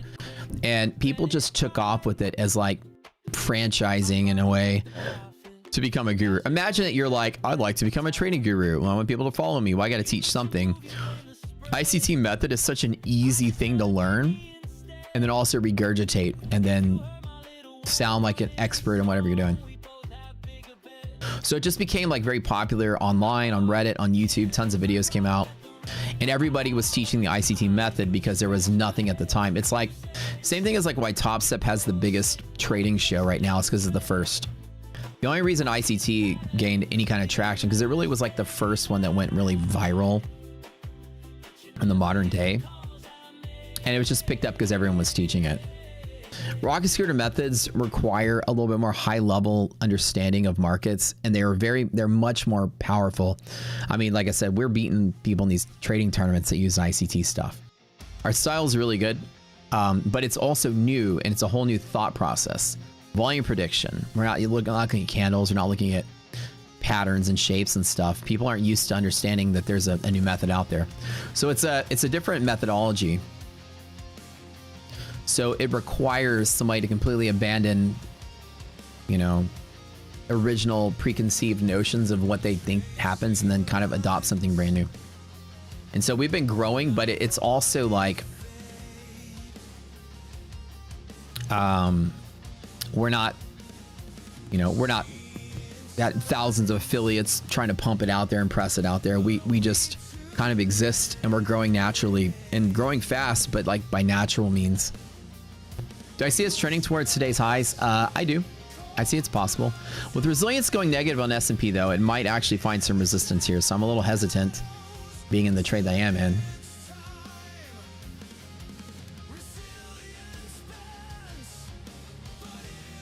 Oh, we'll see.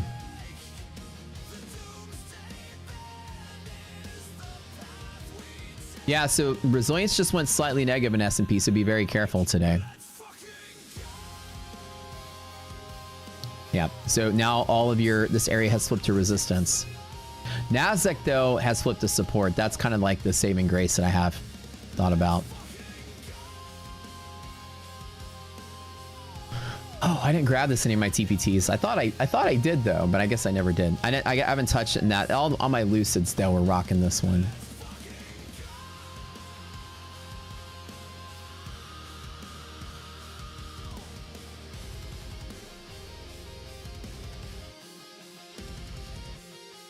Why the name and numbers don't populate down here? It might have to do with like maybe you're zoomed in a lot. I don't know. Like if you zoom in or zoom out, maybe they disappear. Put up picture and text support.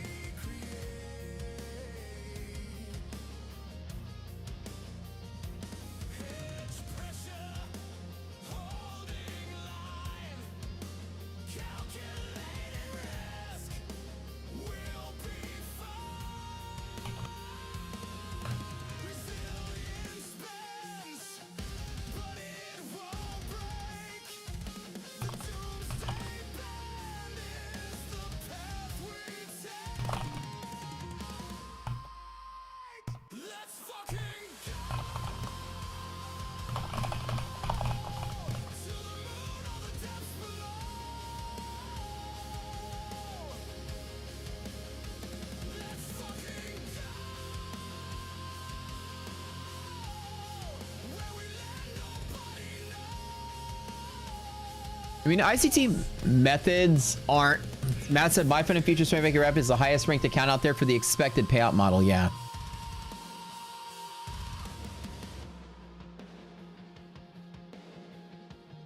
But it's the overall ranking is based on all the factors, difficulty, time and market.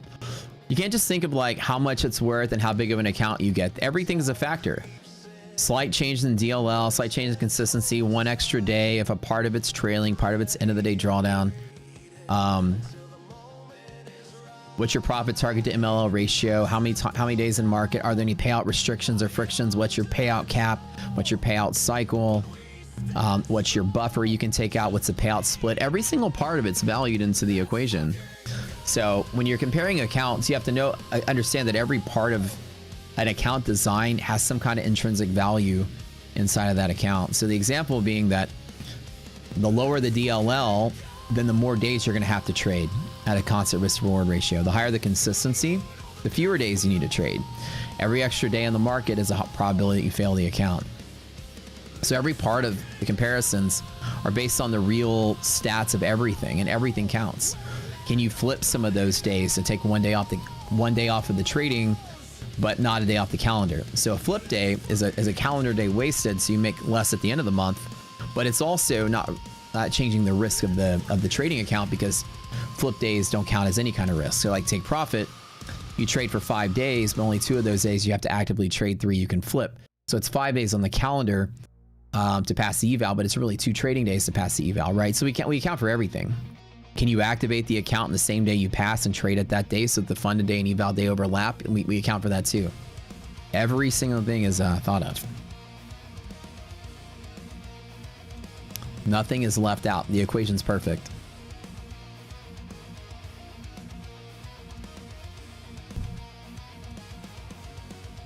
So Rocket Scooter is about to get its 10,000th Discord member, which is pretty big. So who said, why is ICT taking off? I told you earlier, ICT just got popular during COVID. There were so many people that lost their jobs and become trading gurus, and it's easy to understand, easy to digest, hindsight charting methodology that only works after the fact, and during the fact it's more of a coin flip than anything. So we don't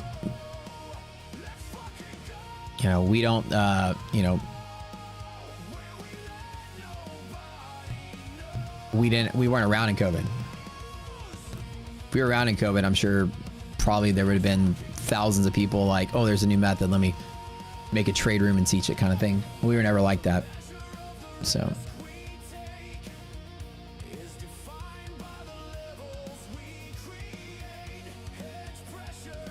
yeah, activation fees, data feed costs, commission cost, everything is factored in.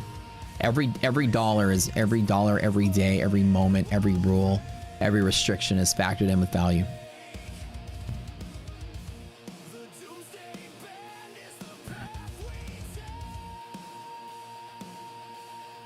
It's like ICT stuff is a way to make trading appear easy when trading is the most complicated thing out there. I think our stuff relative to complexity of what Wall Street is actually fairly simple, although it is in general more complicated to learn than I would say ICT stuff. But I think ICT methods try to turn Wall Street into freaking crayons and shapes, and like, it's so easy, here's a pattern, do it, you know. Trading has never been easy like that, and the people that actually make money trading, the few that actually do, compared to all these like, you know, fair value gap and bull flag and bear flag knuckleheads out there that don't make money trading. All that, what I call shapes, harmonics, Elliott waves, all the shape traders, like shape of the price, candlesticks, breakouts, this and that, orb, all of that. They're all sort of like chart-based mechanics. It sort of dumbs down the complexities of trading into an easy to understand, here's the shape by it. But, you know, Citadel out there intercepting order flow is not what's the shape of this chart, and they don't even use charts, right? So it's kind of like this hindsight methodology that simplifies it and waters it down. That's why it goes viral, because it's digestible and easy for average people to understand, but average people fail at trading too. So we match the complexity that's necessary to succeed at trading. So the idea is trading will be complex and very few people will succeed at it because it's hard. That's why people don't succeed at it. And, you know, dumbing it down to make it easier to see is not necessarily, it's like sending people to war with a stick when everyone's got guns.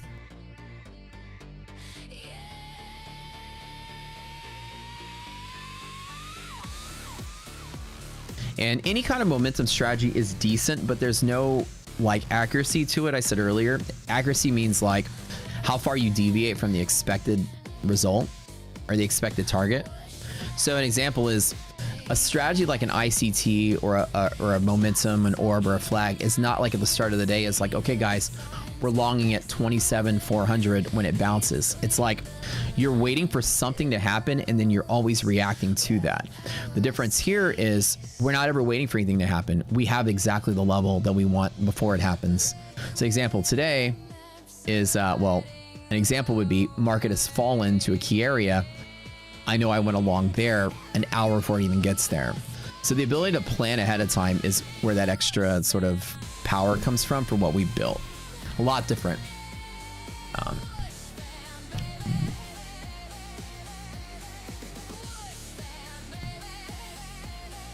Lanto and Jade got over 1 to 2 million in payout using ICT concepts. They did something right. Yep, they did something right. But it's not the concepts that win, it's the trading, it's the risk management and position management that wins. I did this trading challenge back in November that I told ChatGPT, I said, ChatGPT, choose a random 15-minute time interval, and I'm gonna long during that interval. That's it. ChatGPT picked a random time, and I went in and logged in to the trading account, and I longed at that time. I had to hold at least for 10 points S&P or 10 points a stop, 40 points NASDAQ, 40 points a stop. And on the entirety of the month of November, I made $13,000 randomly trading. To prove why Lantos and the Jade Caps make money is because they're good at risk management. Doesn't matter what they do, they're gonna win. That's what's the part of it. A good trader can trade with the blindfold on, which is what I did. The secret is no matter the style is not where you get in, where you get out is such a small part of your trading strategy. It's the risk management. It's the leverage that you have, the ability to lever in, the ability to cost basis average the right way, have your stop loss the right way, survive drawdown. All of that is completely outside of the purview at ICT stuff. It does. That just tells you where to get in and maybe where to get out.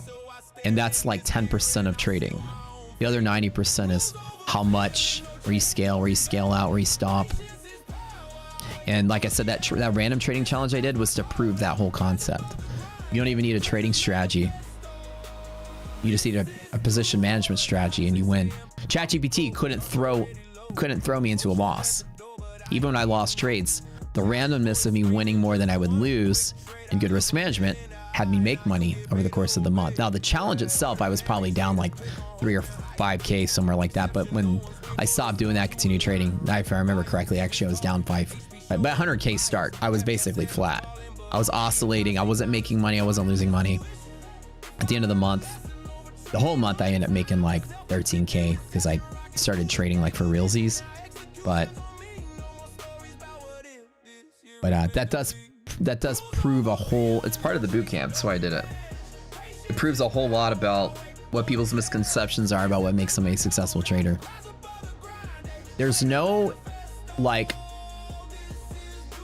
chart style that can predict the market. So the real takeaway from it, trust some, I don't know what these people did, if they went to college or if they were even smart or whatever. I'm a mathematician with an engineering degree and I'm kind of a nerd. I've got 3 out of 10 toes on the fucking spectrum.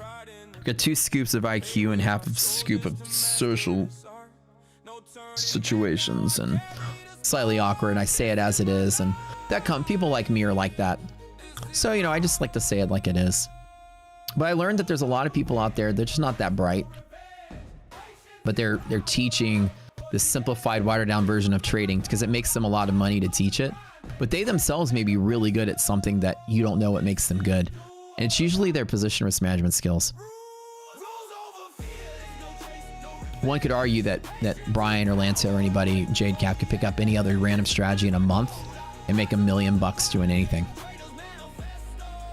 If you're good at trading, you're going to be able to make money using anybody's strategy. Just like if you're like a concert pianist, doesn't matter what kind of piano you sit at, a good one, a bad one, brand new Steinway or a 200-year-old bar piano from a saloon, your music's gonna sound good regardless. Eric Clapton could probably take a Kleenex box and a rubber band and fucking play a guitar solo and everybody goes, whoa, bro, that's so good. You know what I mean?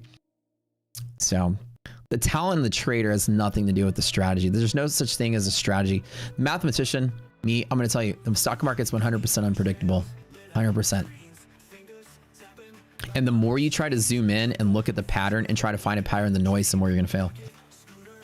It's 100% the case. The more you zoom out, the more the market exhibits some kind of pattern. The farthest you zoom out, the pattern is market goes up. So if you look at the boundaries, when you zoom in, the market just chops around. You zoom out a little bit, the market kind of ebbs and flows for days to weeks at a time. You zoom all the way out, the market just goes up. So these are like the 3 patterns that you got. The more you zoom in, 1 minute chart, 5 minute chart, everything you do is noise. And the more you try to add patterns to noise, the more you're just sort of spinning your wheels and not really doing anything. Candles can't predict the future. And when the sooner you come to that conclusion, the sooner you'll be on your path to making money. You have to sit here and say the stock market's random. What do I think about options, gamma levels, and day trading? Thomas, this is gamma exposure software. Rocket Scooter is one of the first pioneers of the whole gamma exposure movement. These levels here are based on dealer gamma levels. Bull zone and bear zone support and hedge pressures are all gamma levels. So right now we're in a gamma positive state on both weekly and monthly options, which is why I'm still willing to buy dips as we dip. Plan for this trade. With resilience being positive on both sides, I'm looking for us to trade above yesterday's close. The probability of this is probably 60-40. Not the strongest probability, and there's not a lot of momentum for it right now. But it's very possible that by the end of the day, we end up here. I'll close if we break through this area with big resistance. In one punch, can I define your prop score unique than other portals outside? What makes prop score unique on top of everyone else is we are data-based prop firm rankings. We're the only website in the world that uses data to rank the props against each other to find out who's actually the best. With zero subjectivity. Zero, I like this one, I don't like this one. Is 100% mathematical models. Credit score for prop firms. Credit score looks at how much credit you have, the diversity of your credit, what types of credit, how often you pay your bills on time. Have you applied for new credit recently? All those factors go into your credit score, and you get a score that's normalized for everybody on the same criteria. You being an 850 and someone else being a 750, I know exactly which one I want to lend money to.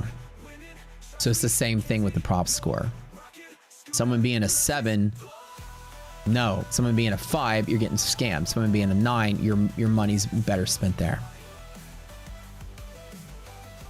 What of auction market theory? Well, it's not really a theory, right? It's more like a fact. The market moves to find buyers and sellers. It's a constant auction.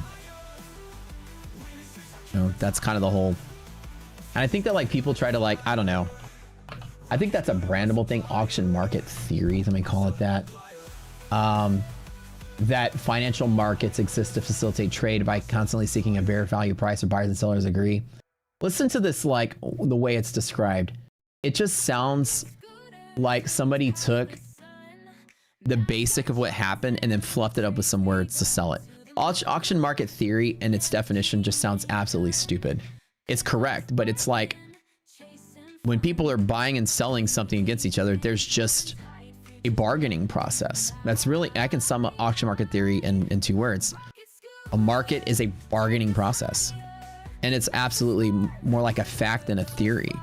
People want to buy at a certain level, people want to sell at a certain level, and the market's always trying to find where that perceived equilibrium is going to be. And it's not really a theory, it's just the net sum of all behaviors of market makers. If this person's taking the other side of the market and neutralizing, and this person's taking the other side of the market and neutralizing, the neutralization of the neutralization of the neutralization drives the pressure differences to equilibrium, where the net sum of dealer risk is 0. On a perfect world, the market is constantly pricing in the potential of futures. For example, this is telling me at expiration of this futures contract, S&P will be at 71.87, all things being equal and all risk neutralized. Who's a 5 on prop score? Apex end of the day accounts are 5s. There's a lot of 5s. Just go look. How do you know when gamma is negative in Rockseater platform? You are below monthly hedge pressure, is monthly gamma is negative, and you're below hedge pressure, weekly gamma is negative. Currently hedge pressure is, we're above it, it's positive, we're below that one's positive. So this is monthly options, this is weekly options. We separate them out. It's 2 levels, 1 for each. Yeah. One more giveaway, guys. Yeah, we'll do it in a second.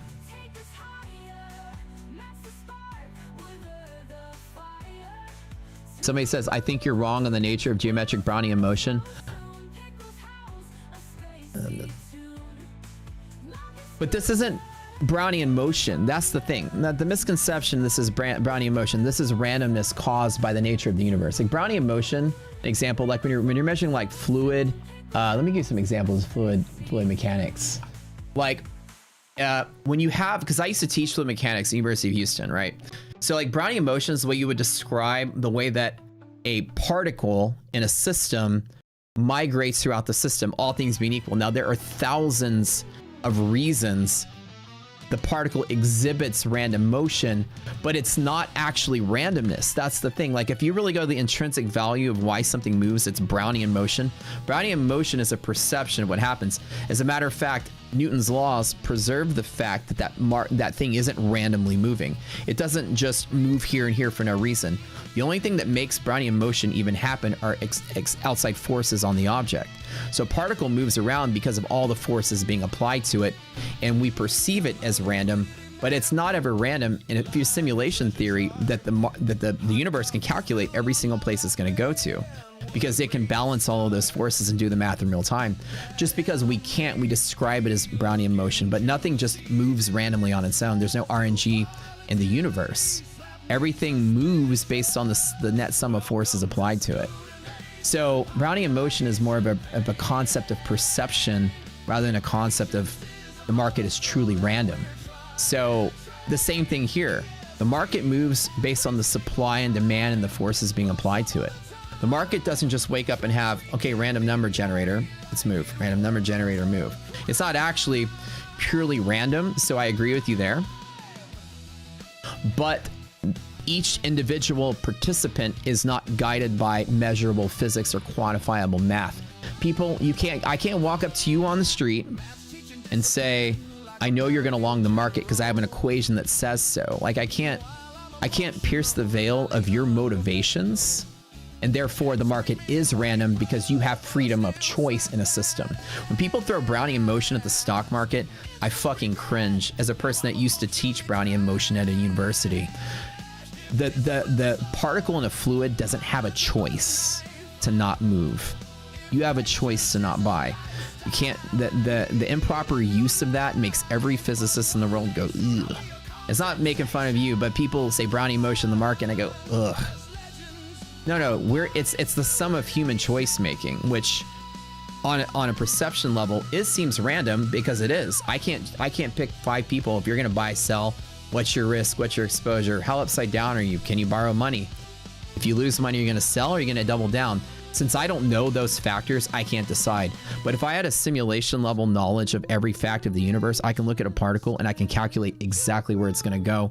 So I can actually solve Brownian motion by doing the net sum of all forces on an object. So it's improper use of the term. Say the stock market's random because people are random. That's the easiest way to describe it. But the market doesn't fluctuate with Brownian motion. It doesn't. Brownian motion is a result of the net sum of forces. It's a perception rather than reality. So I teach fluids. Somebody said I'm a fucking nerd. You love it. Yeah.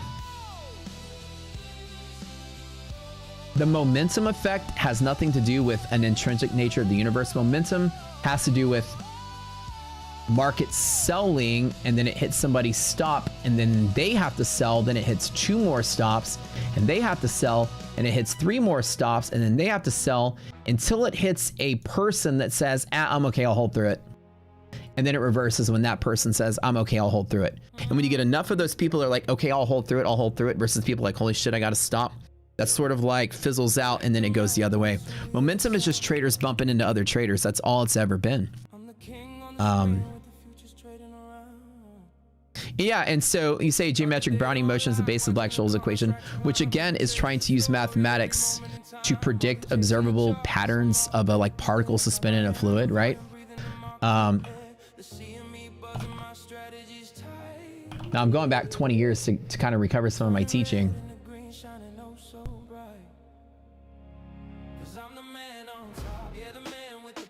But it just like anything else, with like trying to measure Brownian motion inside of a system, is you're trying to use mathematics to sort of like use random modeling to kind of observe boundary conditions in a system, like where can this particle possibly be versus like a subset of data iterations and stuff,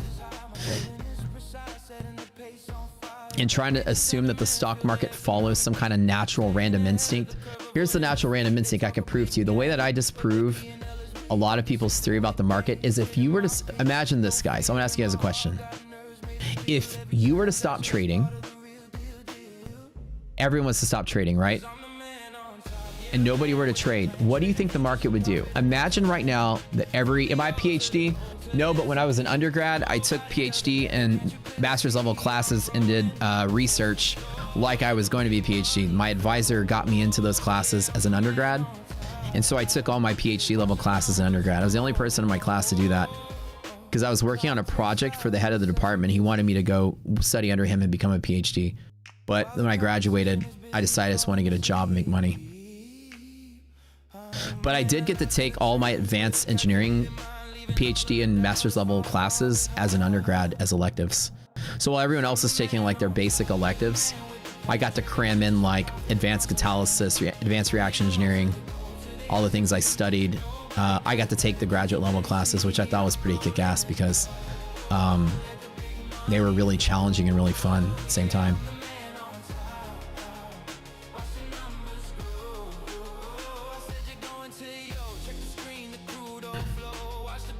One of my favorite classes was a class on enzyme kinetics. It was advanced biological physical chemistry, which was like the kinetics of enzyme reactions. Catalysis was like my specialty, which was the mathematics of catalytic reactions and reactor design and stuff. But anyways, so you were saying something like thoughts on people not necessarily being random per planetary influences. Yeah, what month were you born in, bro? That'll. Are you a Libra? Are you Scorpio? What? That's so funny. So my question being is, yeah, if the market were to suddenly stop trading, what do you guys think would happen? It would stay flat, right? But here, let me tell you a couple things. If the market were to stop trading, it wouldn't go anywhere, right? Because, well, let's think of it naturally. So the bid and ask is changing based on the market maker's perception of your dynamic changes in your order flow. They think you might do something, they're going to change. So if I were to turn trading off all of a sudden, the level 2 that's fluttering around would still flutter around a little bit because it's still anticipating a time factor of maybe somebody's going or maybe not. After enough time, these algorithms will learn that trading is not happening. So orders will stop moving around. Again, no fills are happening, so price is flat. But the level 2 will still flicker around like the last dying star in the universe. And then once everything fizzles out, it'll find some net harmony of everybody's equations coming to an equilibrium once time becomes infinite. So after an infinite amount of time, the bid and ask may stop moving. Now, who knows if somebody has time always as a factor where they're constantly adjusting their bid price, but no orders will happen. But slowly but surely over time, the bid and ask will get slower and slower. It'll still flicker around, but it'll still find an equilibrium. And then during that time, as activity starts to decline, activity would start to ramp up. And while no orders are taking place, the bid and ask would slowly start to move up and move up and move up and move up at a rate of 2% a year. Because the anticipation of quoting the stock market is that everything inflates by 2%. So what you would see is zero volume, zero price. You know those little flat bars when no price happens? And the price would just do this at a perfect rate of 2% a year because that's the rate of inflation the Fed tries to target. As everything inflates, so will stock prices. So therefore, left alone, you will see a dotted line that looks at this 2% a year that goes up to infinity with zero orders. and micro flutters that every time price changes, the bid ask would flutter around a little bit and then stabilize, and then price would change again at a rate of 2% a year. The stock market were to cease trading, that's exactly what would happen. So there is a pre-programmed destiny of the market, which is to go up. They're anticipating that inflation being built into the revenues of these companies. If nothing else changes and Starbucks sells 1 million cups of coffee at $1, the next year we're going to sell it at $1.02, they're going to do 20,000 more in sales. So therefore stock price should account for 20% more in sales, therefore it should go up that same percent a year. Let's go. Let's go. Is there a rumor that day trading is going to be shut down in 1 to 2 years? Who said that? What rumor mill churned that out there?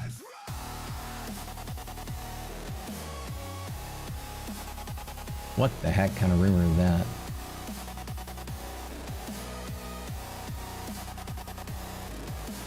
Somebody said, did I take it at Gen for math? What is that, Gen? What is that? I don't think I follow.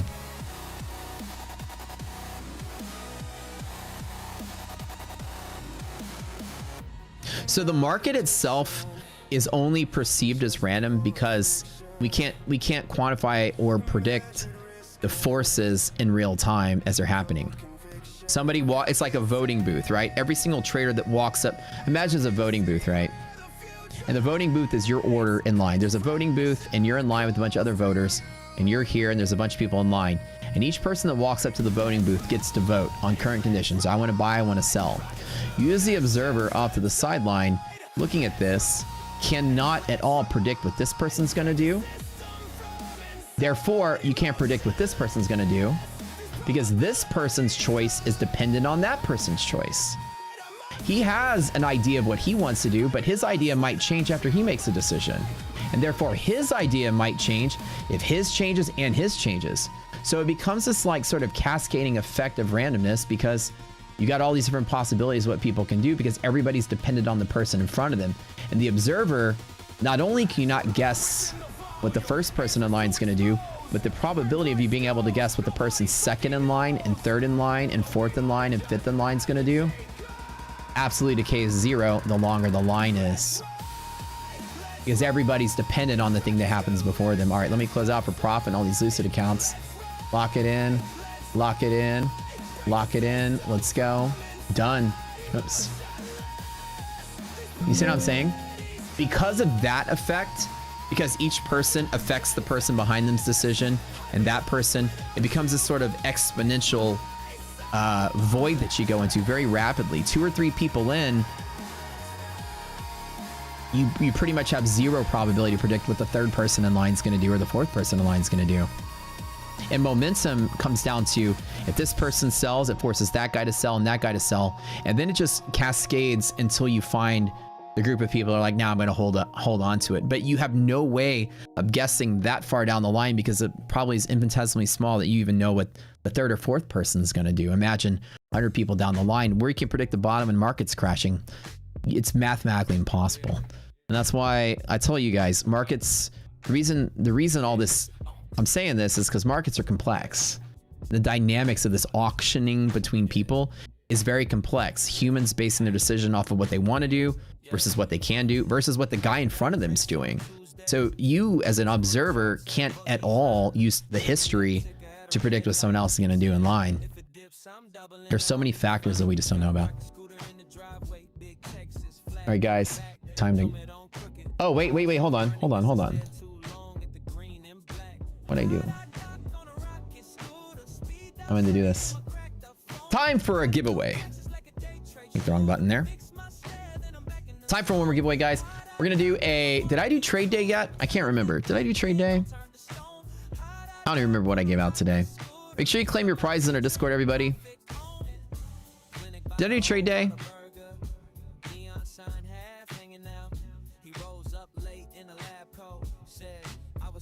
Type in math nerd in chat. A bunch of math nerds here. We give away something. I don't know what I'm giving away. I'm just giving away whatever. They'll figure it out down the road. You guys just type in math nerd in chat. We'll do a little giveaway. Type it in, type it in, type it in. Type it in, type it in, type it in. Oh, some Lucids. Whatever they're... Go into the chat and just be like, you won. They'll give you something. I don't know. I'm off I'm off today.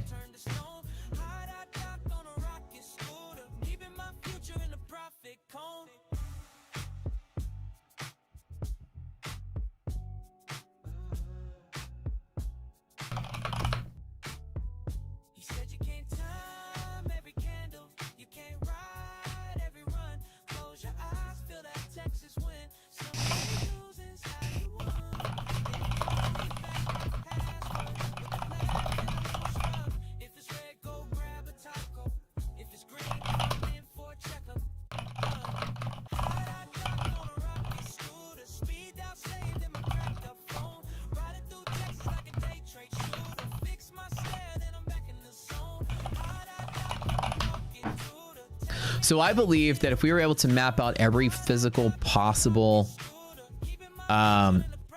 motivation of every person standing in line to make an order in this auction, then technically speaking, we could have an idea what every person in line is going to do if we knew every detail about their risk and what they could do, what they didn't want to do. But the problem still becomes it's human choice.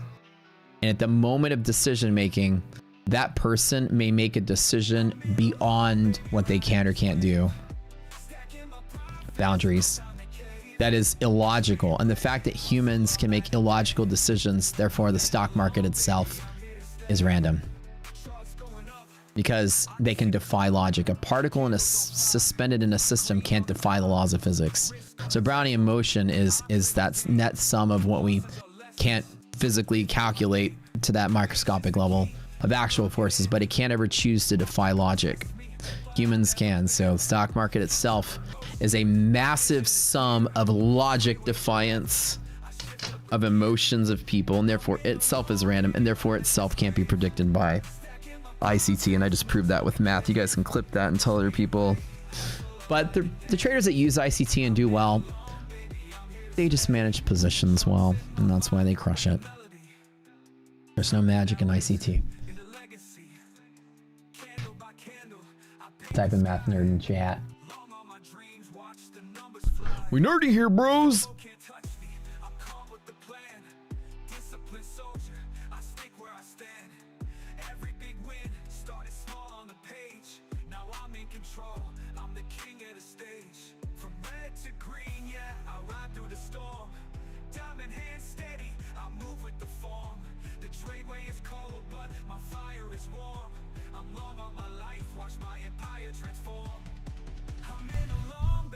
Oh, let me update you guys with my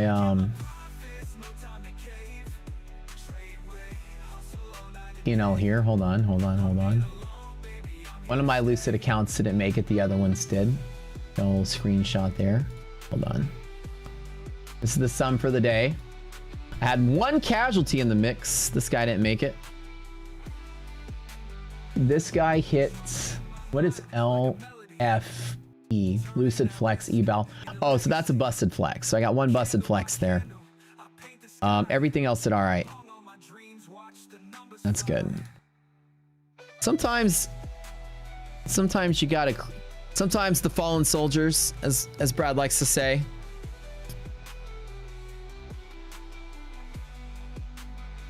What the Farkas? Can I possibly be only basic level on Rocket Scooter?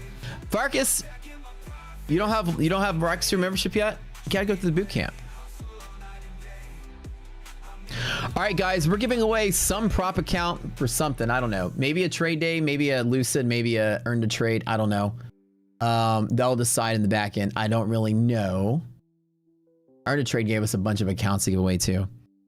Whatever it is, just when you win, go to the Discord, PropScore Discord, go to the YouTube channel, take a screenshot of YouTube ID. Matt's off that he clocks in 27K in props. Some of these are evals though. At the top, those are funded. The exception of the 270, that's a flip day.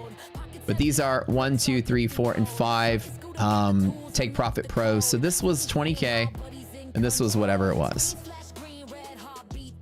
Some of these are funded, some of these are evals. I don't know which ones are which.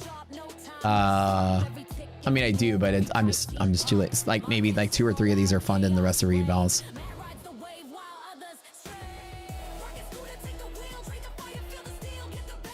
Went at the boot camp May the 11th. Thrive number 6. You're today's winner. Thrive, thrive, thrive, thrive, thrive. I got new glasses. They're the same pair as I had before, but they actually aren't scratched up. I also, at the glasses store, at the eye doctor, got 2 new pairs of glasses. Different style. I'm gonna appear in a couple weeks completely different on stream. They're like black but thinner. They have the little nose pieces on them I can adjust them, and I got me some prescription sunglasses. It's about to be summertime. I'm gonna have a whole different look. What's up, Thrive? Congratulations, you are the winner. And I'll spin it for one more because I don't know how many we're giving away. I think we have 4. I think we did 2. I don't know. Hi, friend. Hello. Hey, nice shirt. Why are you staring at me like that? I like your shirt. Oh, stop looking at me. Come show everybody your shirt. Is this David Bowie? That's right. Eat your food.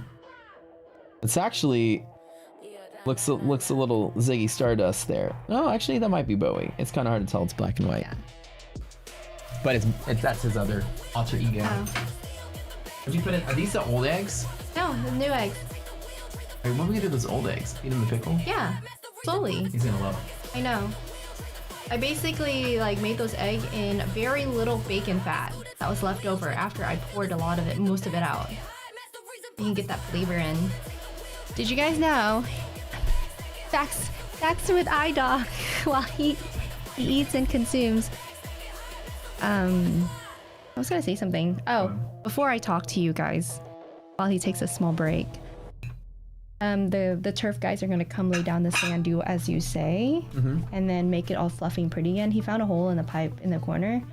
That was pushing the sand up. Yeah, and he was saying that. That was my theory. That was correct. Yeah. It was weird. It was weird because it's like it's been happening since we got it done, and no one could figure it. We've been leaking water. We've been leaking water. I knew it.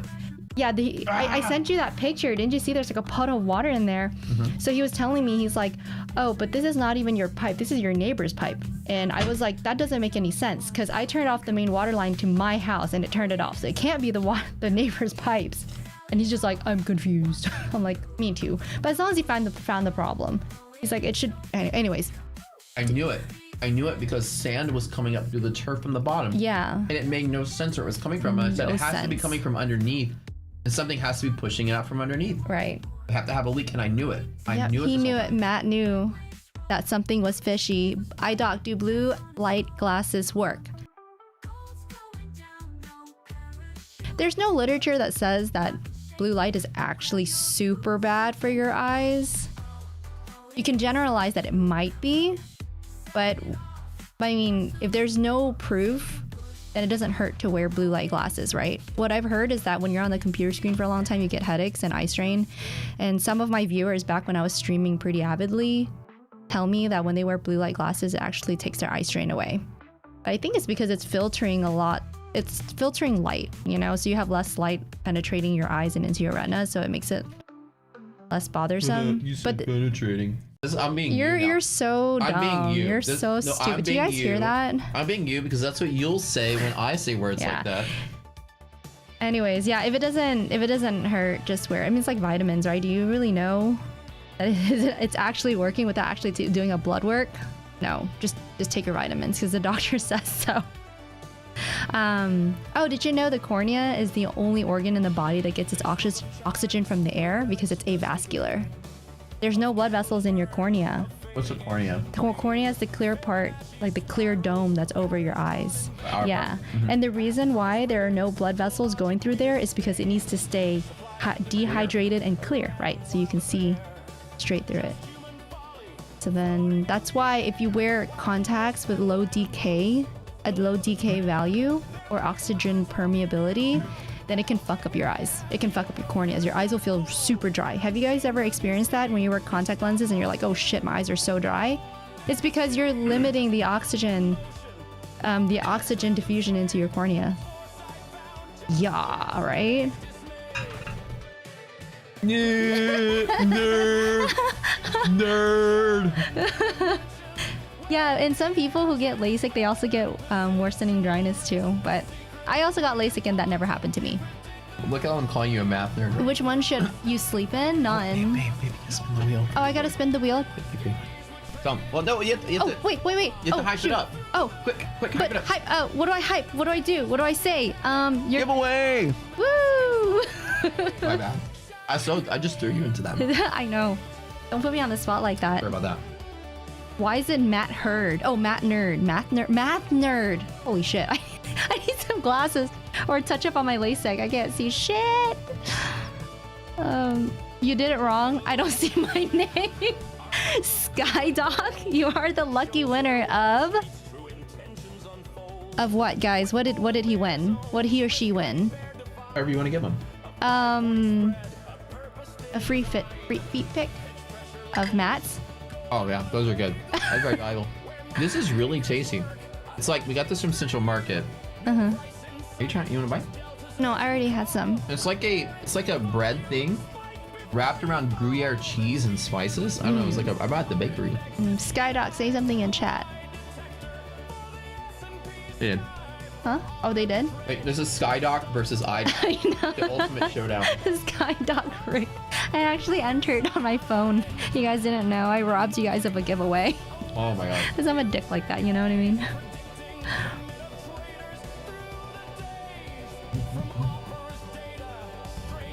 What about a mint green Ferrari? 150K? What did he win? Does your gut wrench when it slows down and it passes your name like this and you think it's about to be you and it's like JK? It goes to the next person? Happens to me all the time. JK, I never enter. I don't know what you guys experience. No horseback riding for me. What did I do, Papa Leslie? What did I say? It's like I get trolled by Leslie by not doing anything. You're the one who has no idea what we're even talking about most of the time anyways. Let the trolling begin.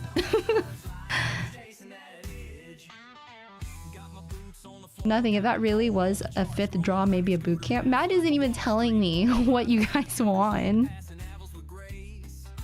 Precision 1 contact lenses? Is that a daily lens? A bi-weekly? A monthly lens?